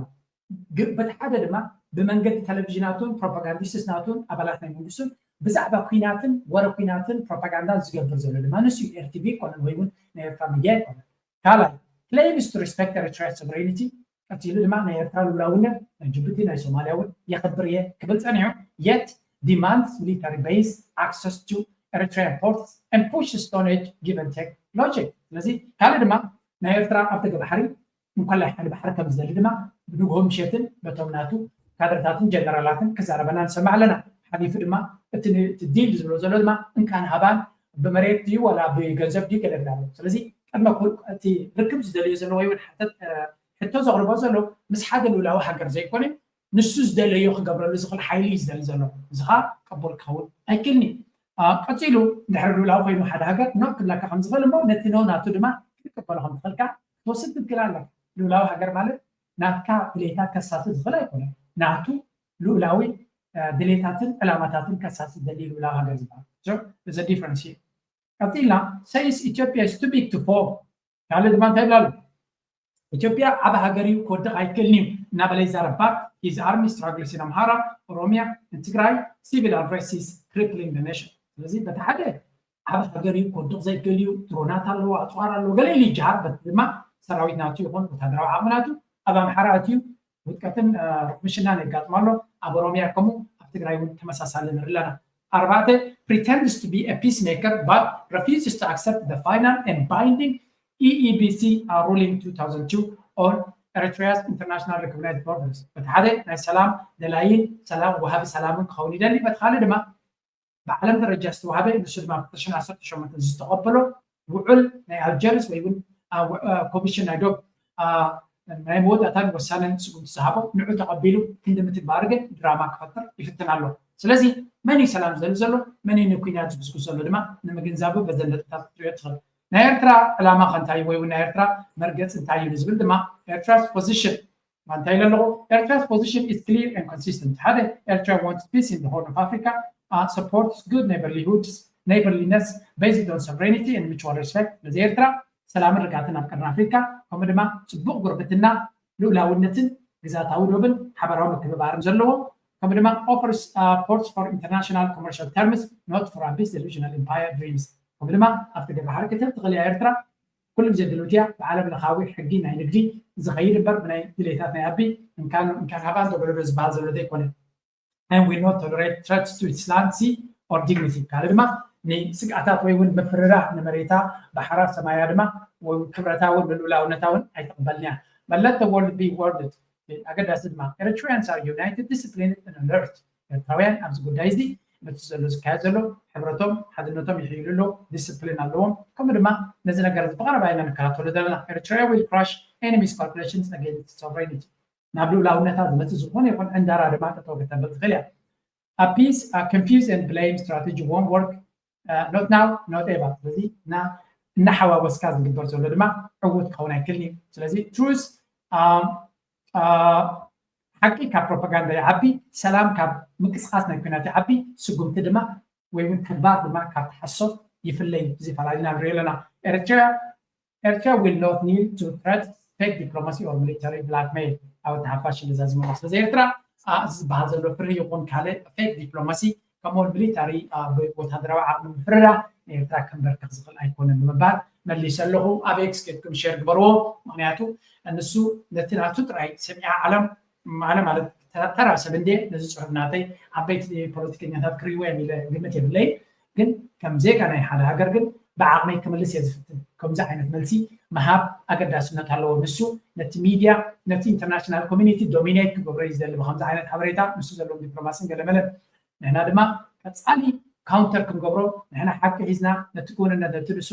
ድዋጆ ክኽፃተልና ዝፍትን ዘሎ ብሓቂ ክንሰግሮ እንተፈቲና ከዋፃና ከም ዝኽእል ኮይኑ ዝስምዓኒ ናብ ክብሪቶ ናብኩም ሓሳብ ካብ ናተይ ዝፍለ ማዕረምታ እንተሎ ድማ ደፍለ ይኹን ባህር በር ነው። ሁለተኛው የጋዝ ጉዳይ ነው። የባህር በር ነው። ሁለተኛው የጋዝ ጉዳይ ነው። ባህር በሩን በተመለከተ እንግዲህ ሰኔ 30 ጦርነት ለመጀመር ታቅዶ ነበረ ከኤርትራ ጋር ሰኔ 30 ወደ ጦርነት ለመግባትና ባለ በሌለ ኃይል እንግዲህ ሂውማን ዌቭን በመጠቀም ድሮንና ጀትን በመጠቀም ሰኔ 30 ጦርነቱን ከጀመሩ በኋላ በዚህ ክረምት አሰብን በቁጥጥር ስር እናውላለን ብሎ ብልጽግና አቅዶ ነው። ሓደ ሚድያ ናይ ኢትዮጵያ ዝብሎ ዘሎ አብይ አሕመድ እዛ ዘረባ ዝገብራ ዘሎ እዛ ንሰምዓ ፀናሕና ካብቲ ፕላናቱ ወፃኢ ስለ ዝኾነ ነዚ ዘረባ እዚ ክጥቀም መሪፁ ዘሎ እንታይ ስኻ ሰነ 30 ብናይ ኢትዮጵያ ኣቆፃፅራ ወላ ብናይ ፈረንጂ ወርሒ 2030 ማለት እዩ ብዘይገድስ ኣብ ልዕሊ ኤርትራ ብምክንያት ናይ ዓሰብ ኩናት ንኸበግስ ወዲኡ ከም ዝነበረ እዩ ዝንገር እንተኾነ እቲ ፕላን ኣይሰለጠን እቲ ፕላን ዘይሰለጠሉ ድማ ዝተፈላለየ ምክንያታት ኣለዎ ንዑ ድማ ይጠቅስ እዩ ስለዚ አብይ አሕመድ ቀዳማይ ፕላናቱ ናብ ኤርትራ ኣበጊስዎ ወይ እውን ወጢንዎ ዝነበረ ኩናት ስለዘይሰለጠ እዩ ዘረባ ዝዝረብ ዘሎ በዚህም የተነሳ በግዳጅ የሰለጠኑ ወታደሮች የማሰልጠኛ ጣቢያውን ሞልቶት ነበር። በሁሉም ወታደራዊ ማሰልጠኛ ጣቢያዎች ውስጥ በግዳጅ ከየአካባቢያቸው ሲታፈሱ የነበሩ ወጣቶች ሞልተውት ነበረ። የጦር መሳሪያ ግዢ ተፈጽሞ ተጠናቆ ነበር። ያው በምታዩት መልኩ አሁን በደምቢ ዶሎ በኩል ሲገባ የነበረ የጦር መሳሪያ ነው። በየቀኑ እንደ ጉር ሲመላለስ ነበረ። ስለዚህ ነቲ ኩናት ብኩሉ መንገዲ መዓት ሰራዊት የመርቕ ከም ዝነበረን ሓለፍቲ የመርቕ ከም ዝነበረን ኣፅዋር ድማ ይጓረ ከም ዝነበረን ንኩናት ተዳልዩ ከም ዝነበረን ብርግፅ ፕሬዚደንት ኢሳያስ ኣብ በደረናቱ እልቢ ዘይብሉ ዶላራት ኣፅዋራትን ካልእ ይጓረ ከም ዘሎ ገሊፁ ዝነበረ ንዕዑ እዩ ዘራጎት ዘሎ ብዚ ስለዚ ንኩናት ተበጊሶም ነይሮም ከም ዘይሰለጦም ምክንያት ድማ ክንርኢ ብልጽግና ሁሉንም ነገር አጠናቆ ነበር። የጦር መሳሪያ ግዢ ፈጽሞ ነበር። የግዳጅ ወታደሮችን አሰልጥኖ ነበረ። ሰኔ 30 ጦርነቱን ለመጀመር አቅዶ ነበር። ይሁንና ግን ያ የታሰበው ጦርነት በአራት ምክንያቶች የተነሳ ሊካሄድ እንደማይችል የደረሰ መረጃ ያመለክታል። በዚህ ክረምት ማለትም ሰኔ 30 ማለት ከ5 ቀን በኋላ ማለት ነው ይጀምራል የተባለው ጦርነት በዚህ ክረምት እንዳይካሄድ የሚያደርጉ አራት ነገሮች ተፈጥረዋል ይላል የደረሰ መረጃ። አንደኛ ሕጂ እንታይ ዝብል ዘሎ እቲ ፕላን ወፂኡ ዝነበረ ንኩሉ ነገር ይዳለውሉ ነይሮም ፕሮፓጋንዳ ኩሉ ምስ ዝኸይድ ዝነበረ ኣብ ዝሓለፈ ኣነ ሕጂ ነዛ ዘረባ እዚኣ ሚት ካብ ሚት ሓቂ ሓሶብ ክብለኩም ኣይክእል ግን እቶም ቀንዲ ናይ ኩናት ጎስጎስ ዝነበሩ ናይ ኣቢ ኤቭሪዴይ ብዛዕባ ኩናት ዝዛረቡ ዝነበሩ ኣብ ዝሓለፈ ክንደይ መዓልታት እንታይ ቀይሮም ኣለዉ ህዝቢ ኤርትራ ክትብብሙ ኣለኩም ምሳና ሽርክነት ይደዋፅዓኩም ሓበራዊ ዕላማ ኣለና ባህልን ክብርታትና ተመሳሰለ ኤርትራ ናብ ኢትዮጵያ ገዝካ ትገብሮ ወራር ከቢድ እዩ ከዋፅዓኩም ኣይክእልን እዩ ናብ ኤርትራ ገዝካ ኢትዮጵያ ብዝኾነ ይኹን ኩናት ድሌት የብላን ግን ንዚ መፅሓፍ ትከላኸል ኩሉ እቲ ቋንቋ ቀይሮሞ ክንወርር ኢና ንዓሰብ ክንበትኮ ኢና በዚ ኢና ክንኣቱ ድሮናት ናትና ከምዚ ክገብረ ድብሉ ዝነበሩ ዓመት ምሉ ከም ዝቀየርዎ ነጊረኩም ነይረ ምልክት ናቱ ድማ ኣብቲ ፕሮፓጋንዳ ናቱ አንጻር ንዓና ንምሕራቅ ዝጥቀምሉ ንዓና ንምልዓዓል ንዓና ንምስንባ ዝጥቀምዎ ዓለም የብጎትፎ ጀሚሮም ዘለዉ እዚኣ ኸ ምስ ፅምዶ ዝተተሓሓሰት እያ እቲ ናይ ፅምዶ ገስጋሴ እቲ ናይ ፅምዶ ዕውት ዝኾነ ምንቅስቃስ ንኣቢ ዓብይ ውድቀት ወይ ፕላን ናቱ ክቅይር ከም ዝገብሮ ግን ፅምዶ ኣይኮነን ዝብለሱ ስምዑ ቁጥሪ ሓደ የጦሩ የመፈጸም አቅም የወረደ መሆኑ ነው። እንግዲህ በማሰልጠኛ ጣቢያዎች ሲያሰለጥናቸው የነበሩ ወታደሮችን አፍሶ ወደ ወሎም ወደ ጎንደርም ወደ ጎጃምም አዝምቶ ነበር ብልጽግና። ሸዋ ላይ ነው እንጂ የተወሰነ እንቅስቃሴ የሌለው ሶስቱ ዞኖች ላይ በርካታ ወታደር አስገብቶ ነበር እና በጦር ሜዳ ሲፈተሹ ግን ከመተኮስ በፊት ወደ ኋላ ዞረው የሚቀር ጉዳይ አይደለም። ጦርነቱ ኑሮን ያስወድዳል። ከዛም ባለፈ ደግሞ አማጺያን የኢትዮ ጅቡቲ መስመር ዘግተው የኢምፖርት ኤክስፖርት ንግዱን ካልእ ድማ እቲ ቀንዲ ምክንያታት ነዚ ኩናት ዝጠጠው ከብሎ ዝገበረ መጀመርያ ዓቕሚ ናይ ሰራዊቱ ምዃኑ ነጊሩ ዓቕሚ ናይ ሰራዊቱ ኣብይ ኣሕመድ ኣብ ኩሉ ኣብቲ ናይ ምስ ፋኖ ምስ ሸነ ምስ ኩሉ ዝገብሮ ዘሎ ብጀካ ሓንቲ ጥይት ተኩስካ ኢድካ ንላዕለ ምሃብ ብረትካ ገዲፍካ ምህዳም ብጀካ ምምራኽን ሞትን ካልእ ዝኾነ ይኹን ለውጢ ከምፅእ ዝኽእል ዋላ ክንድኦምን ርብዖምን ዕጥቂ ዘይብሎም ስንቂ ዘይብሎም ስትራቴጂ ዘይብሎም ቴክኖሎጂ ዘይብሎም ብቐሊሉ ዝማርኽዎም ሰራዊት ከም ዘለዎም ስራየ ኣይኮነን ኣብዚ ኣብ ዓዶምን ኣብ መሬቶም ኣብ ሃገሮምን ዘሎ ኩናት ዘይሰዓሩ ባሕሪ ሰጊሮም ሓደ ናይ ኣፃምእ ነብሪ ንዝኾነ ሰራዊት ናይ ኤርትራ ወሪርካ ክምፃእ ዝኽእል ዘይኮነ ዝያዳ ድማ ኣይዕወትን ኤርትራ ዘይኮነስ እቲ ክመፅእ ዝኽእል ኩነታት ገምጊሙ ነቲ ኩናት ክገብሮ ይደልየ እዚ ድማ እቲ ኣድቫንተጅ ናቱ ክወርር ይደሊ ሓሳቡ ድማ ክቕይር ይኽእል ኤርትራ ክንታይ ክትገብር ትኽእል ሕጂ እንታይ እቲ መደብ ናይ ኤርትራ ኣይደለም ዘይፈልጦ ክዛረብ ኣይክእልኒ ኣነ እቲ ኩናት ጠጠው ከብሎ ንሓዋሩ እንተዝኽእል ደስ በለኒ ኩናት ስለ ዘይደሊ ግን እዚ ሰብ እዚ ክሳብ ዝደልዎ ዲ ክሕንክስ ወይስ እንታይ ክገብር ካልኣይ ድማ እቶም ዓማፅያን ወይ እቶም ፋኖ ደገለዶ ዝብሎም ዘሎ እናሓየሉ ይመፁ ስለ ዘለው እንድሕር ገጅብ ኩናት ኣውጅሎ ነታ መስመር ናይ ጅቡቲ ካብ ትገብርዋ እዮም ቁጠባ ናይቲ ሃገር ኣብ ሕማቕ ዘሎ ድማ ክፍንጀር ይኽእል እዩ ዝብል ካልኩሌሽን ድማ ወሲኹ ስለዚ ኦል ኢን ኦል ዓቕሚ ናይ ሰራዊቱን ድልውነቱን ከምኡ ድማ እቲ ኩናት ከበግሶ ዝኽእል ንዕኡ ብዝቐልጠፈ ክሓስዮ ዝኽእል ኣብ ቁጠባ ዘሎ ፀገም ድማ መሊሱ ናብ ካልእ ማሕዝን ከይዱ ሽግር ክፈጥሮ ስለ ዝኽእል ነቲ ኩናት ከም ዘይቅፅል ወይ ጠጠው ንኽብል ነቲ ፕላን ናይ ኩናቱ ዝነበረ ክስርዞ ከም ዝመረፀ ይዝልካ አስቀምጠዋል። አራተኛ አንዳንድ የአውሮፓ ሀገራት ድጋፍ አለመስጠታቸው ይላል የደረሰን መረጃ። አብይ አህመድ ባለፈው ሕጂ እቲ ካልኩሌሽንስ ብዙሕ እዩ ከም ሳልሳይ ዝጠቕሶ ኣብዚ ነዊሕ ስለ ዝኾነ ሕፅር ኣቢለልኩም ኣለኹ ከም ሳልሳይ ዝጠቕሶ ናብ ኤርትራ ገፅካ እትገብሮ ወራር እቶም ንሱ ከደቅሶም ዝነበሮም መጀመርያ ናይ ህወሓት ሓይሊ ድዩ ናይ ፋኖ ሓይሊ ድዩ ናይ ኦነግ ሓይሊ ድዩ ኩሎም እዚኣቶም ሓይሎም ከለዉ ናብ ኤርትራ ገፅ እንተኸይደ መንግስቲ ኤርትራ ብቐጥታ ምስኦም ሞቢላይዝ ገይሩ ኣዲስ ኣበባ መፅኡ ክብቁረኒ ይኽእል እዩ ዝብል ካልኩሌሽን ኮይኑ ካልእ ድማ ግብፂ ኣብዚ ጉዳይ እዚ ብቐጥታ ኢዳ እትያ ነቲ ዘሎ ካልእ ኣንፃራይ ዘሎ ሓጊዛ ኣብ ምፍንቃለይ ክሰርሕ እያ ዝብል ካልኩሌሽን ገይሩ ኣብ መወዳእታ ድማ እቶም ተስፋ ዝገብረሎም ኤውሮጳውያን እውን እንተኾነ ከምቲ ዝድለ ደገፍ ክብዎ ዘይኮነስ goodbye my friend ንኩናት ዝኾኑ ሸውሃት የብልና ዓቕሚ የብልና ስለ ዝበልዎ ኩሉ ብኩሉ ንኩናት ኣይደልን እዩ ደስ ዋይ ድማ ናይ ሰላም ኢና ዶ ናይ ገለው ኢና ዶ ኣብ ፓርላማ መፅኡ ዝዛረብ ዘሎ እዩ ዝበሃል ዘሎ ወል እዚ ከምዚ ኢሉ እናሃለዎ ከሎ ኣብ ትግራይ ዝካየድ ዘሎ ኩነታት ድማ ንርኢ ሕጂ ኣብዚያ ንኸይድ ጀራት ኣብ መንጎ ሓይልታት ጸጥታ ትግራይን ሓይሊ ሰላም ትግራይ ብምባል ንዓርሲ ዝፅዋዕ ሰራዊትን ንሰዓታት ፀንሐ ተኽሲ ከም ዝተኻየደ ተሓቢሮም ትማሊ ከባቢ ሰዓት 1 ምሸት ኣብ ጣብያ ሰንዓለ ቁሸት ሓዳል ሞርታርን ድሽቃን ዝተሰንደየ ተኽሲ ከም ዝነበረ ፍልፍላት ተረዲዮም ነቲ ልውጥ ተኽሲ ንምህዳእ ብዓበይቲ ዓድን ኣብ ገረባትን ፃዕሪ ዝተገብረ ኮይኑ ድሕሪ ሰዓታት ካሃድ ኪሎሎም ትማሊ ምሸት ኣብ ጣብያ ሰንዓለ ህዝቢ ኣስጊ ዝነበረ ኩነታት ሰላም ሓዲረሎ ዓበይቲ ዓዲ ወጀራት ትማሊ ጀሚሮምዎ ዝነበሩ ሽምግልና እቲ ብዓፋር ዝመፀ ሓይሊ ንሕና ናብ ዓድና ኢና ኣቲና ኮይኑ ግን ዝበልኩምና ተኣዘዝቲና ዝብል መልሲ ሂብዎም ኣሎ ተባሂሉ ናብ ዝነበረ ንክምለስ ተሓተተ ብትግራይ ዝኸዳ ሓይሊ ድማ ምስ ዝምልከቶም ሓለፍቲና ተዘራሪብና መልሲ ክንበኩም ኢና ብምባል ንሎም ንጎ ቆፅረ ሒዞም ሓዲሮም ሓዚ ዳግማይ ሽማግለታት ክኸዱን ካብ ኩለን እምባታት 20 ዓዲ ወጀራት ዝተውፃፀ እኩብ ዓበይቲ ዓዲ እውን ምስ ክልቲኦም ወገናት ንምዝራብ ትልሚ ሒዙ ከም ዘሎ ተፈሊጦሎም ኣብ ማእኸል እውን ተጠርኒፎም እቲ ጉዳይ ብዓበይቲ ዓዲ ንኽውዳእ ድፊት ብምግባር ዓርሶም ካብ ክልተ ወገን ኣግሊሎም ኣብ ምስራሕ ከም ዘለዎ ይሕብረሎም ሓረስታይ ማሊ ኣብ ዓፋር ተሰዲዶም ዘለው ዕጥቂ ግዛዕ ሰሪቆም ዝኸዱ ሓደ ነበር ኣባላት TDF ከም ትፈልጥዎ ወጀራት ካብ ሰንዓለ ተኸይቦም ሓዲሮም መጀመርያ ጠፋፋሕዮም ጠፋፋሕ ክብል ፈቲኖም ሃፍቲ ኺሮስ የዋፊሮም ባይዘወይ ስልጣነይ ክመሓው ስለልኾንኩ ብትሕለይ እዚ ዓይነት እዩ ዝመስል ሰራዊትና ከዓሱ ልኸቢቦም ክሳብ ዝኣቲሱ ይደሪቦም ኸቢቡ ዓፂዋ ንቅድሚት የላ ንድሕሪት የላ ንፀጋም የላ ንየማን የላ ሽጉር ኣቢልዋ ኣብ መንጎ ኣብያት ከእዊ ጀሚሮም ዞም ቆልዑ እዚኦም ኣብያት ከእዊ ምስ ጀመሩ ዓበይቲ ዓዲ ወጀራት መራሕቲ ሃይማኖት ጨኒዎም በቃ በሉ ላብ ልመፃኹም ላብ ልመፅዎ ንክምለሱስ በጃኹም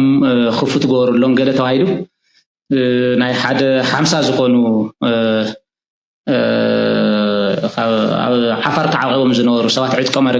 ኣረኪቦም ያው ተመለሱ ኣለዉ ቶም ዒስራ ከዓ ይንምለስን ኢሎም ላብ ህዝቦም ላብ ትግራዮም ምስ ኣሕዋትና እውን ኣይንበኣስን ኢሎም ለኣተው ኣለዉ እዚ ትፍፃመ ዝገርም ግን ግንባር ደቡብ ብጀነራል ጆን መዲድ ዝምራሕ ማለት ኢሳያ ኸይባቶም ነይራ ሓንቲ ክፍለ ሰራዊት እያ ኸይባቶም ሓንቲ ክፍለ ሰራዊት ሓንቲ ክፍለ ሰራዊት እውን ክልተ ሬጅመንት ማለት እዩ ካብቲ ክልተ ሬጅመንት እውን ሓንቲ ሓይሊ ጥራሕ ያኸይዋቶም ንስኻትኩም ኣሕዋትና ኢኹም ትፈልጥዎ ነገር እውን የለን ብዝተፈላለየ ምክንያት ላብ ዓፋር ተሰዲድኩም ከውሊልኩም ኣለኹም ንሕና ለዋኹም ኣይንትኩስን ምክንያቱ ኣብይ ኣሕመድ እዚኣ እዩ ዝደልያ ዓርስና ከተኩሰና እዩ ዝደሊ ተደሊኹም ንዓድኹም ተመለሱ ተደሊኹም እውን ብሰላም ንዓፋር ኪዱ ኢሉ ሱል ሰዲድዎም ሓንቲ ጥይት ከይተኮሰ ማለት እዩ እዚኣ እታ ፍፃመ ብዚ ኣገባብ ተፈቲሓላ ማለት እዩ ብጣዕሚ ዘሕፍር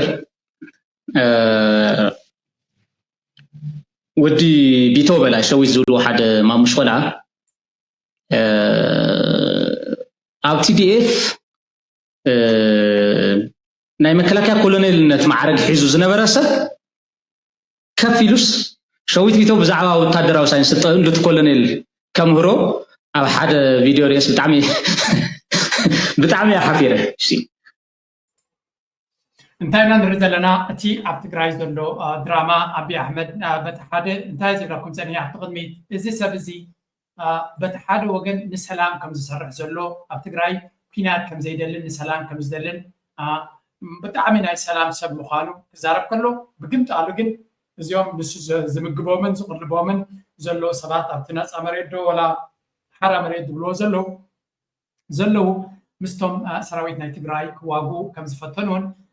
እዚ ተራ ዜና ከይመስለኩም ወላ BBC ወላ ኩሉ ኣውፂዎ ዝነበረ ሓበሬታ እዩ ስለዚ እንታይ ንርኢ ኣለና ንትግራይ ኣብ ኩናት ሓትሕት ንክእትዋ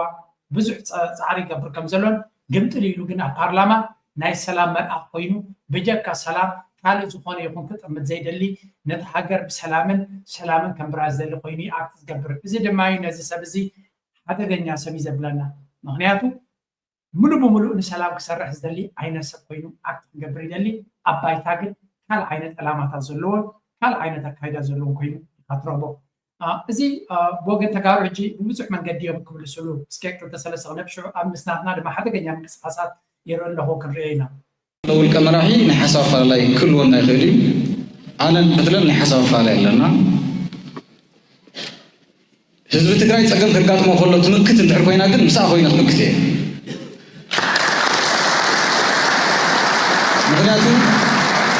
ምክንያቱ ኩላትና ደቂ ሓንቲ ብሄር ኢና ሓደ ዝገብረና ዝጠምረና ፅላል ትግራዋይነት ዝበሃል ፅላል ኣለና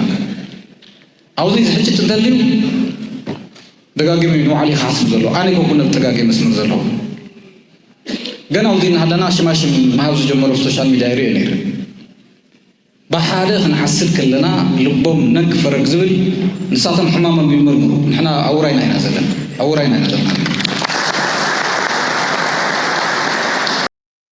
እቶም ድሕሪ እዚ ውግእ ኣይንደልን ዝብሉ ዘለዉ ንኣይ ዝርድእን ዘሎ ህዝቢ ትግራይ ተሳዒርካ ነበር እዩ ንሕና ብቅዱሳን ኣይኮንና እንትኸይብና ዘለና ውግእ ኣይንደልን ክብሉ ከለዉ ከዓ ኣብ ዘፅነትና እግሪ ወዲቖም እዮም ኣበይ ኮይኖም እዮም ውግእ ኣይንደልን ዝብሉ ዘለዉ እቶም ተፀጊዖሞም ዘለዉ ሰባት ቀርኒ ኣፍሪካ ብምልእ ተሓቂኖማ ብዝተፈላለየ ኣጀንዳ ማለት እዩ ምክንያቱ ልምዓት ከምፀ ይከኣልን ዲሞክራሲ ከምፀ ይከኣልን ሰላም ከምፀ ይከኣልን እቲ ህዝቢ ባዕሉ ብኸይዲ እናደለዮም ሎሚ ፓላስ ስቴት ኮይኖም እዮም ንኣና ሕርጭ ኢሎምና ነይሮም ንሳቶም ናይ ቤተ ድሕሪ እዚ ውግእ ኣይንደልን ዝብሉ ዘለዉ ብሓፈሻ ከም ንሪኦ ዘለና እቲ ኣብ ትግራይ ዘሎ ወላ ዝተፈላለየ ፖለቲካ መርገፂታት ዝነበሮ ቀስ ብቐስ ብሓደ እናተኣከበ ይመፅእ ኣሎ እዚ ድማ ነቲ ኣፃሮም ክመፅእ ዝኽእል ኩነታት ብፍላይ እቲ ብወገን ጌታቸው ረዳን ምስ ኣዳኸርቱን ዘሎ ማለት እዩ ህዝብ ከማንም ህዝብ በላይ ሰላም ይገባዋል የሚባል ህዝብ ነው የትግራይ ህዝብ አሁን የገጠመው አደጋ የህልውና አደጋ የመኖር ያለመኖር ጥያቄ ነው መኖር አለበት መኖር የሚኖርበት ከሆነ መጀመሪያ ሰላሙ መረጋገጥ መቻል አለበት ሰላም ማረጋገጥ ሲባል ግን ዲሞክራሲ ከም ንሪኦ ዘለና እዚ ድማ ምስቶም ኣቦ ኣብ ኣዲስ ኣበባ ኮይኖም ቤላ ገይሮም ዝቕልብዎ ዘለዉ ናይ ኣቢ ናይ ኦሮሞማ ኣጀንዳ ኮይኑ ነቲ ናይ ትግራይ ሰላም ንምዝራግ ዳርጋ ብሓምሻይ ማርሻይ ዝምርሽ ዘሎ ክንሪኦ ኢና ሕጂ እዚ ኣብ ናቶም ጥራይ እንተዝኸውን ብዙሕ ፀገም ኣይምፈጠረ ነይሩ ሓደ ሪፖርተር ዝበሃል ጋዜጣ ከም ዘውፅኦ ዝብሉ ዘለዉ ንትግራይ ኣብ ትግራይ ዘሎ ስምረት ዝበሃል ፓርቲ ምስ ናይ ኤርትራ ብርጌድ ንሓመዱ ዝበሃል ዘሎ ኣትዩ ዘሎ ብሓደ ክሰርሕ ብድሕሪ መጋረጃ ይሰርሕሉ ከም ዘለዉ ዝገልፅ እንታይ ዝብል ሓበሬታ ወፂኡ ነይሩ the post reports the surprising collaboration between the Ethiopia's Tigray Democratic Movement ስምረት ዝበሃል and Eritrea's opposition brigade ተሃመዱ mediated by General ጌታቸው ጉዲና ዝበሃል to counter regional political and military threats despite a history of conflict including the alliance challenges the mainstream narrative of enduring enmity between Ethiopia and Eritrea as it involves former TPLF members and ታይና ንዘለና አብይ አሕመድ ነቶም መጋበሪያ ኮይኖም ዘለው ነዚ ብርጌድ ሓመዱ ተባሂሉ ናቦም ከይዶም ዘለው ነቲ ናይ ጌታቸው ረዳ ስምረት ዝበሃል ፓርቲ ኮይኑ ዘሎ ንክልቲኦም ብሓደ ኣኪቡ ብሓደ ኮይንኩም ገለ ነገር ድራማ እስከፍጠሩ እዩ ዝብሎም ዘሎ ነቲ ፅምዶ ናይ ትግራይ ህዝቢ ምስ ህዝቢ ኤርትራ ዝገብሮ ዘሎ ፅምዶ ንዑ ቻሌንጅ ንምግባር ነዞም ተረፍ መረፍ ኣብ ብቢያትናቱ ዘለው ኣኪቡ ናቱ ፅምዶ ክገብር ይፅዕር ከም ዘሎ እዮም ዝነግሩ ዘለው እዚ ድማ ብዙሓት ንዝተፈላለየ ኣብቲ ካልእ ናይቲ ረጂም ቸንጅ ዶ ናይ ገለዶ ዝብሎ ዘሎ ዕላማታት እውን ምስኡ ኣተሓይዝካ ክረአ ዝኽእል እዩ እስከ ብካልእ ነቲ ንሳቶም ዝብልዎ ዘለው ኣብዚ ብፖለቲካ ድማ ክንሪኦ كده هو قاعد لها برايمن تانكي برايمن تتقاسي ما ابي احمد ديدا براك اخوك سمعوا هذا زي ابو حقوق تقراوي ابو حقوق اثيوبيا زبال حسوت اسمع برينا حمدو اسمع بدنا نبغطنا كنمصون لو تنبر لا تقراوي يكون ما محاره وين اثيوبيا بحفشه اجلنا سيمبل حاجه ندل اوروبا هون كبرجرنا ولا حاجه نسا نيرجع ونكحتنا حرق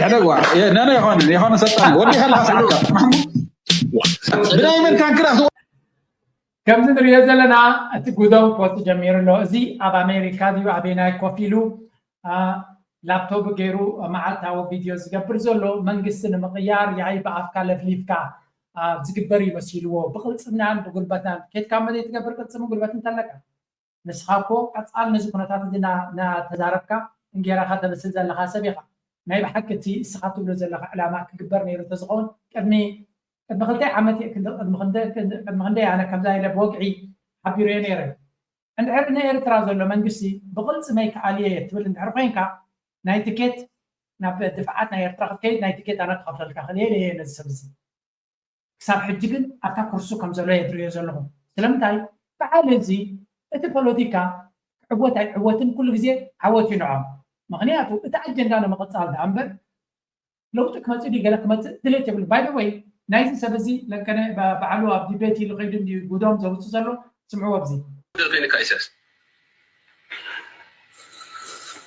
هاجر إرترا هزري إرترا وأنا عم استفراني بعد وين جزات زوج وزن نورد هاجر إرترا ناس أنا مقبر علمنا إنه خطة يوديو هاجر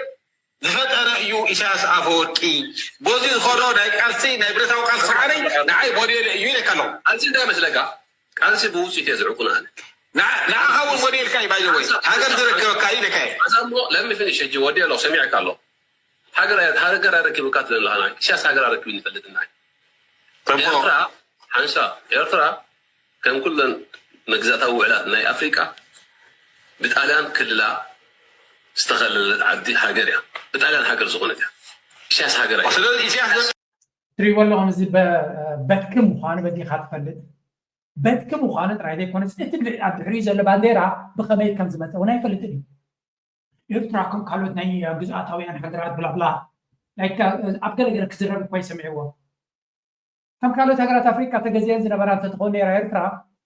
دامين دزبلانة تراش دزبلا that's why كان تراش السبدي ولا حتى تفضل يبلو سبز بلو وتراي نزدي زخط تلو سبعة ملاون تراي أتابع الرئيس اللبانديرا كنيك زي أنا كومنت جير الله أتابع الرئيس اللبانديرا هاجرات أفريقيا دحر مجزأتي ناس إنتن كوهبن على ملو ناف كذا كلا على ملو دماغ كم هاجرات ريت ناس بدورن كلا عن تتعلم يا أفريقيا خيبس حنا ريان تجزئين زي نبرة هاجرات ሶማሊያ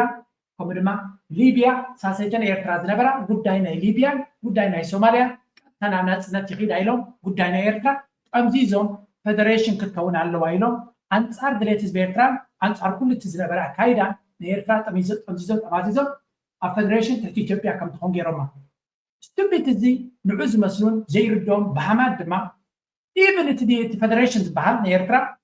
ዋላ እውን ከይደለየቶ ከላ ንእሽተይ ክፋል ምክንያቱ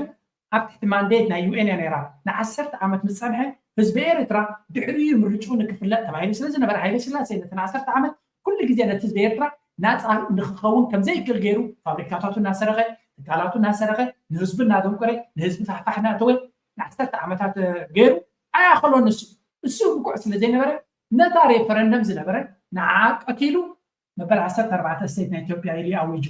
እዚ ስቱፒድ እዚ ትሪእዎ ዘለኹም ድማ ንዑን ከምኡ ዝኣመሰሉ ልኡላውነት ናይ ኤርትራ ምዝደፈረት ሃገር ንኤርትራ ጠርኒፋ ናተያ ነይራ ንትብል ዘላ ሕጂ ድማ ከመሊሳ ንኤርትራ ክንጠርፋ ኢና ዝብል ዘሎ ምስ ኮይኖም እዮም ዝሰርሑ ዘለዉ ስለምንታይ ከኣብዩ ዕድሞም ነዚኦም ምክንያቱ ናፅነት ናይ ኤርትራ ዝኽበሩ ሰባት ስለዘይኮኑ ኤርትራ ከም ሃገር ዘይቀበላ እንታይ ክገብር ብዛዕባ ኤርትራ ዝዛረብ ግና ነይርዳኣንን ኤርትራ ውፅኢት ናይቲ 30 ዓመት ዝተቃለስሉ ዝወደቑሉን ባንዴሮም ተኺሎም እናንበልበሉ ዝኣተዉ ኣብ ኤርትራ ዘይኮነ ድማ ኣብ ኢትዮጵያ እውን ሬጂም ቼንጅ ዝገበሩ ጀጋኑ ታሪክ ዘለዎም ሰብ ታሪክ ዝኾኑ ዜጋታትን መንእሰያትን ዝፈጠርዎ ሃገር እያ ነዚ ብዝተፈላለየ መንገዲ ንኮምፕሮማይስ ንምግባር ድማ ለይቲ መዓልቲ ንፅዕር ኣሎ ግን ትገርመኩም ተጋሩ የረድእዎ ምህላዎም ክሳብ ክንደይ ዕሸላት ምዃኖም ኣብ ፖለቲካ ባህማት ምዃኖም ኣብ ፖለቲካ ዳትስ ዋይ ድማ ማንም ሰብ ወሲዩ ልክዕ ከም ትቐደም ትግራይ ትዕወት ኢሉ ብዞም ትብል ዝነበረ እሞ ቤላ ገይሮም ኣብታ ግዜዮም ተጠቂሞም ከምዛ በናና ምስ በልዓካ ተቅራፍ እንዳጓሕቲ ዘሌላ ኣብ ትራሽ ሞቱ ጉሒፎሞ ኣብ ድማ ወላ ሓንቲ ክጠቕሞ ይኮኑ ግን ግዜኡ ንኣጀንዳ መስርሒ ክጠቕሞ እዮም ኣነ 100% ሹር ክጉሕፎም ምዃኑ እሞ ባይ ወይ ኣብ ምሱ ከም ዘለዉ ናይ ፍልጥን ኣብ ታሕተዋይ ዘሎ ሓደ ናይ ኦፊሰር ካብዞም ናይ ትግራይ ዘሎ መፂኦሞ ዘሎ ተፀቂዖም ዘለዉ ንሱ ዲል ክገብሮም ዝኽእል they don't even have anything tangible ዝኾነ ነገር ካውን ዝኽእል ነገር የለን anyway ዘገርም እዩ እስከ ሕጂ ናብቲ ኣብ ወገን ፅምዶ ዘሎ ድራማታት ካንተ መጀመርያ ካብ መሬት ትግራይ ሙሉእ ብሙሉእ ውፅ ተንዘከራኽራ እውን ሰራዊት ናይ ክልቴናስ ኣብ ሓደ ዳስ ተራኺቦም እንዲ ዝብለና ዘሎ ኣብ ቀብሪ ናይዙ ወዲ ናይ ዝቆተልዎ ኣብኣ ተራኺቦም እንዲ ዝብለና ዘሎ ፅቡቕ ናይ ክልቲኡ ሰራዊት ከምኡ ተተራኺቦም ናይ ክልቲኡ ሰራዊት ተሓዋዊሮም የመሓድርዎን ተንዘከራኽራ ንስኹም ግን ውፅ ካብ መሬት ትግራይ ሙሉእ ብሙሉእ ውፅ ማለት ከድንቕ እንተይኮነስ ግዴታኹም እዩ ትዝወፀት ንምንታይ ዘይተድንቕ ታይለ ዘድንቕ መሬት ወሪድካ ሒትካስ ተድንቕ ከምኡ ዝበሃል ነገር የለ ስኢሉ ተልመስመስ ዝበለ ተልፈስፈሰ ፅምዶ ኣነ ኣምነሉ ንብለካ ንሕና ይጨነቐናን ካብቲ ዝነበረ ፀበበና ኣይኮነን ሕዚ ብዙሕ ይደልየና እዩ ግን ማዕዲና ንርኢ ማዕዲና ንሓስብ ስለ ዝኾንና ንዓና ዝመስል ኤርትራዊ እዩ እና ኣይኮነን ሕዚ ብዙሕ ይደልየና እዩ ናይ ዝቆተልዎ anyway እዚ ናይ ሃይለ ብዙሕ ሰብ እንዲ ሸር ዝገብሮ ዘሎ ኣነ ግን ንግረ መንገዳይ ብዙሕ ሰብ ኮሜንት ኣብ ብዙሕ ቫይራል ኮይና ክዘውር ስለ ዝረኣኹ ኣየምፅአ ዘለኹ ሃይለ ደደቢት ስለምንታይ ከምኡ ይብል ኣሎ ወይ እውን ስለምንታይ ከምኡ ኢሉ ንዝብል ሓደ ግዜ ናይ ሚድያ ኣካይዳ ኣብዚ ምዕራባዊ ዓለም ዘይምርዳእ ጥራይ ኮይኑ ይስምዓኒ ሃይለ ከም ካልኦት ናይ ሚድያ ንሪኦ ዘለና ሂስ ፋይቲንግ ፎር ኣቴንሽን ንክረክብ እዩ ዝፍትን ስለዚ ክሊክ ባይትካ ስለዝኾነ ኣርእስቲ ካብ ናይ ካልኦት ፍልይ ዝበለ ዳይሬክሽን ኣብቲ ፅምዶ ብቐጥታ ይሳተፍ ስለዘየለ ንፅምዶ ብዝተፈላለየ ክሪቲካል መንገዲ ትግራዋይቲ ኦድየንስ ናቱ ስለዚ እንታይ ክገብር ኣለዎ ነቲ ፅምዶ ዘይፈትውዎ ሰባት ንዓታቶም ክስሕብ ክኽእል ኣለዎ ነቲ ፅምዶ ዝተቐበልዎ ሰባት ድማ ክስሕብ ኣለዎ ስለዚ ካብ ክልትዩ ክረብሕ ስለዝፍትን ናይ ሚድያ ፐርሶናሊቲ ከም ናይ ሚድያ ፐርሰን ክገብሮ ዝኽእል እዩ ንዓይ ዘገርም ኣይኮነም እቲ ኩነታት ብሓፈሻ ግን ኣወል ስዒት ይኹን ካልኦት ኣብቲ ፅምዶ ዘለኹም ነዚ ሃይለ ተገደፍኩሞ ፀገም ዘለዎ ኣይመስለንን ምክንያቱ ኣወል ሃይለ is just doing ናይ ሚድያ ስራሕ እዩ ዝሰርሕ ዘሎ ስለዚ ንዓይ ዓብ ድራማ ኮይኑ ይስምዓንን he is just trying to both sides ነቲ ክልቲኡ ወገናት ክጥቀመሉ ዝፍትን ዘሎ ኣካይዳ ይድሮ ዘለኹ nothing new nothing special ባይ ወገን ክሪኦ ከለኹ ነፍሲ ወከፍ ሰብ ኣብቲ ኩነታት ሙሉእ ብሙሉእ ክሳተፍን ክሕግዝን ንኽእል እዩ ማለት ኣይኮነን ስለዚ ብኸመይ ዝርዮ ኣነ ኣብዚ ብዙሕ ግዜ ኣይከጥፍ ኣይደልን እየ ኣብዚ ሓንቲ ቪድዮ ከሪአኩም እየ እስከ ምሳ ድሕርያ ድማ ቅርብ ናይ ሪሌሽንሽፕ ዝበልዎካ ክንርኢና ማለት ሓደ ሙሉእ ጥሙር መደብ ንመንበሪ ኣባይቲ ፍታሕ ድምፂ እዚ ንነዊሕ ይጠመተ እዩ እቲ ግዜያዊ ዝበሃል ግን ኣብ ከከባቢ ከባቢ ኣስመራ ከባቢ ባፃ ከባቢ ተሰነይ ኣብ ካልኦት ዝተፈላለዩ ከባቢታት ሓውሲ ከተማታት ዘሎ ፀቕጢ ናይ ጠለብ ብኸመይ መንገዲ ክቃለል ይኽእል بحد وان كل فتح خمسين تذيك على بجزياونات تم فتحات كبلو لهم وتم كبابيتات بحالو وي سايت حدش منبر ابايت تخدكون لهم دخول وين او حدش بوتانا جدا اب سنها ختمات يكونه اب ختمان وشت ختمان وسع ختمان دلو خفات وطات برا لود بحال درو افناوي مصنعات تخايل مدلاوات يخيد لنا هنزارب نخيلنا تقداغن حدا خبطهم عبيت قدامنتات ناي قطباوي لمعت مدواتنا مخانم تتحيهم وبلغول اللهم عجيز بزي حساب زاربو لزنا يسمرا خبابي يسمران كبابي عند الله ازي انا اسكادر سقام يكونن نسو نغزار رسو خم قدامنت كابتم بقفح بهاجر درجة خنتاتاتو من إلنا حزنا يمزلنا ناي منبر أبايت مدبات قدامنت حجلو كنرينا بزخل تشين 10 شعاتن مدلاواتنا تراين دهر بساعتهم ودوخ إلنا سلدا قزيه ناي تقباره أقول تشين 10 شمانتن كنا صعوف ونغيلنا لنا نزارنا بعتقال لقنا بتمنى بابرو ناي شبات الله سقم اب ناي حلقت واقعات ناي اغلغلوتات واقعات انتلاي ناي كرايا بايت تسقم اليوم كابتم اوشتي تمر زلاقي ابيت ناي قطباينا حزنا مزلنا مدبات التعزيه ذا فيديو يا ذا سمعت صراحنا فيديو اب اكس كتور كله غير يا كم تريواد لهم ناي كتشنا 10 شوعتنيو مجمريا بريزنت ناي هاجر كم زعين البلان اب تلفزيون مسيك زارب كله امانه زغدس مخان كنفلك كلكلالنا مغنياتو زخونه يكون بروجكت كابل عليه زبقس كابل على بفلاي كم زنا بايتو ديو نغلمل عبيت ناي قطباوي بوليسي تاع بريزنت كم زبقسو سلازي بريزنت كم زيلو كم زليلو البلان زي بلان زي ابي بتحي خول وي من تاي تغير خول ابي تبتحي خول نابي غوتي كاسكيد خول دو كابل عليه حسب ما تشي تحت وريدو افاز معناته انتي مسل معناته كنت شنا 10 شوعتن دحري كنت شنا 10 شو منتن تناي سلام كنتات نيرو كند من تاي كتفيلو زي نغر زي اباي تسرعي زلو مسوس تاع حازنتي اب سمبل قال ريز دلنا I don't know انا كواس بدي فلوت كتب تفضلوا كومنت سكشن لفولي فشاغن انا ابدا ورح شوعات تبهيلو زنبره مبصعه يصبل له خيه بس بلانات زي نحر نيرو خينو مسو تححيسكا ارتباري زملكت مسمرا اب كال كتماتات نزلو منا مخياتو اتحلف فيديو زغبركوا ريتوتات ناتكم بزح كزي نابو زغاتما جورجس بغال لكن حزب ايرترا نخيبز انقفاض ازخونه ነገር አለው ብዛዕባ بس حزب ايرترا كبزح له وين تزاري بني رب حد ما ريتهم يكوني كم ريت دلنا حركه كابتي تدغاغا مستو هابه عمل سنتم لدما تبدغز ግበር ዝነበረ ተጻቦታት ከም ዝኾነ ንኣብነት ኩነታት ሃገርና ንኽትምርዖ ዘተባብዓ ኣይኮነን ኣብነት እቲ እዚ ኩናት ኢትዮ ኤርትራ ብዘጋጠመ ካብቲ ዝተመርዓኽዎ ግዜ 10 ዓመት ቅድሚ ምስተመርዓኹ ነይረ በቲ ክደት ናብራ ካልእ ብዙሓት ቆልዑ ንኸይወልድ ይሕግዘካ እዩ እዚ እንታይ ማለት እቲ ኩናት ተፈጠሮ ሽግር ነቲ ናይ ምፍራይ ዓቕምታት ናይቲ ህዝቢ ኩሉ ኣብ ግንባራት እንተሎ ኮይኑ መዓስዩ ከመይ ገይሩ ይወልድ ከመይ ገይሩ ይክዕብዮም ዝብል ሕቶ ብዙሕ ግዜ ርየከቡ ድማ ብተደጋጋሚ ዝተመለሰት ሕቶ ተፃሕፈት ነይራ ድማ ኣባይቲ ዘየላበዮም ክኾኑ ሰብ ክወልድ ዝደሊ ግን ኣበይ ይክእትዎም እዛ ዘረባ እዚኣ ብዘይካል ዓለም ካብ ኤርትራ ሓደ ሪስፔክት ዝኾነ ሰብ ምስ መንግስቲ ምስ ገለ ክቡር ዝኾነ ሰብ ፍሉጥ ዝኾነ ሰብ ዝሃበና ሓበሬታ እውን እየ ዝባኩም ዘለኹ ሽሞም ክጠቅስ ኣይደልን እየ ናይ ኣባይቲ ፀገም ሰብ ንኸይወልድ ገይርዎ ዘሎ ሲኢልኒ ነዛ ዘረባ ናተይ ሰሚዑ ብኻታ ረኺቦም ምስ ዝተዘራረብኩ ከም ኢልኒ So, to some extent, እቲ ንብሎ ዘለና ዘረባ ወይ ህዝቢ ኤርትራ ክፋረ ወይ ንኽወልድ ንክበዝሕን ፀሊኢ ዘይኮነ ኣባይቲ ዘየለሲ ኣበይ ኣትዩ ወላ ሓዳር ንኽገብር ንኽበዝሕሲ ገዛ ዘየለስ ኣበይ ክኣቱ ዝብል ዘረባ ምስ ሰማዕኩ ልበይ ተተንኪፋነ ሪሊ ከም ደገ ዘለናሲ ኣብ ዘለና ያለና ዘይገድስ ካልኣይ ካሎ ሰብ ህዝቢ ኤርትራ እኮ ሓደ 2 ሚሊዮን ዝኾኑ እኮ ደገ ደገ ዘሎ ህዝቢ ንኤርትራ ንእሽተይ ከገልግላ ክነብረኩም ንእሽተይ حق انت تزارينا مالك ابكو طبعا رايحه خدغلغلات خدغه لها امبر نيرترا ناكا بركتو دروتي زبس حسبنا نيرترا كيدو كغلغل ايكل ابكون انك نزاركم كلاله نيرترا كل زغبان زغبرلا ابي يترا زو نشطرا እዚያ ከም ቅቡል ጌርኩ ሰዱ ደገ ዘለና አይነ ድልና ብለክም ነው አበርኩታ ለና ይግን ነኤርትራ ትርፍ ጊዜና ትርፍ ካፒታልና ኢና ንገብረላ እምበር ብብሉ ስለዚ ኣብ ኤርትራ ዘሎ ህዝቢ ድብክ ባህል ዝኸ ደገ ዘሎ አበርኩታ ሎ ግን ነኤርትራ ምዝ ዘሎ ተጻቦታትን ግዶታትን ኣብ ውሽጢ ሓዲ ዘሎ ጥራይ ጠማ እዚ ብዙሕ ግዜ ኣብዚ ዝጠቐስኩምኒ ናይ ኣባይቲ ፀገም ሓደ ኣገዳሲ ከም ዝኾነን I'm really sorry ብዛዕባ እዚ እቲ ኩነታት ምክንያቱ this is not something I can solve ኣነ ከግለሰብ ስለ ዝኾንኩ ነቲ ፀገም ጥራየ ክነግር ዝኽእል ኣንቲ ካብቲ ሓደ ካብቲ ንገብሮ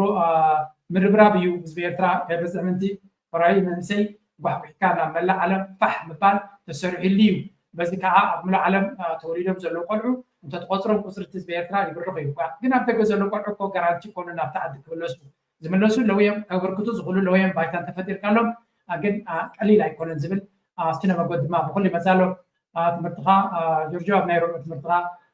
ዓብዪ ብዙሕ ብድሮናት ናይ ጨፍጨፈ ገለገለ ስራሕ ይሰራሓሉ ኢልና ክንዛረብ ንኽእል ስለዚ ኣቲክ ናይ ቅረብ ዝመስለኒ ጆርጆ ነብሲ መጀመርያ ከየመዝቦምካ ክሓልፍ ኣይደልን እየ ብዛዕባ ጊላድዮስ ዝበሎ እቲ እሊ ትግራይ እኳ ኣብዚ ኣብፅሖም ባዕሉ እዩ ሓደ ኢና ዝብለና ዝነበረ ፅቡቅ እዩ ያ ኣነ እውን ከምኡ ኢለ እዚኣ ትኽክል ኣለኻ ባዕልዎም እዮም ሓደ ዝበሉና እምበር ኤርትራ ሓደ ኢና ዝብል ብጀካቶም ሕጂ ብርጌድ ንሓመዱ ትግራይ ትዕወት ዝብሉ ዝነበሩ ሕጂ ድማ ኣቢ ዕወት ዝብሉ ዘለዎ ካልእ የለን ወገን ኤርትራ ስለዚ ናብራ ከዓ ኣይቀድዎን እምበር ሓሳብካ ፅቡቅ ነይሩ የስ ታና ኣብ ኩሉ ነገር ኣብ ኣባይትን ኣብ ናብራን ዝወደቐ ምዃኑ is war is not a honeymoon no benefit from war it hurts both sides ስለዚ ብሓፈሻ ግራ ኣነ ኣብ ዓዲ መንደፈራ ነይረ ወዳሰ ያ ብሓፈሻ ንብሎ ዘለና እቲ መንግስቲ ሰብ ክበዝሕ ኣይደልን ወይ እውን ፕላን ይብሉን ክንብል ኣይንኽእልና ግን እቲ ቁጠባዊ ፀገም ዝፈጠሮ ነገር ከም ዝኾነ ዝገልፅ ሓበሬታ ብዙሕ ግዜ ተደጊሙ ተስፋ ንገብር እዚ ናይ ኣባይቲ ጉዳይ ወላ ነቲ ኣብ ውሽጢ ዘሎ ጥራይ ቀዳምነት ተትህብሲ ወላ ነገር ሰሪሕካ ንዓታቶም ድጎማ ዝግበረሉ መንግስቲ ኣሚን ኣብኡስ ብዙሕ ክገብር ተስፋ ንገብር ሰብ ተስፋ ስለ ዝኾና ናይ ሎም ሃረስቲ ኣብዚ ጉዳይ ፕሊዝ ላይክ ግበሩ ሰፖርት ግበሩ ኣብ መወዳእታ እዚኣ ደርፎ ገድፈኩም እየ ናትኩም ርእቶ ናትኩም ሓሳብ ፀሓፉ ፍሉያ ዝበልክዎን ድማ ኣምፅየ ኣብዚ ክዝዲስከስ ገብረለን ሕቶ ይኹን ርእቶ ማለት እዩ عبيو عدل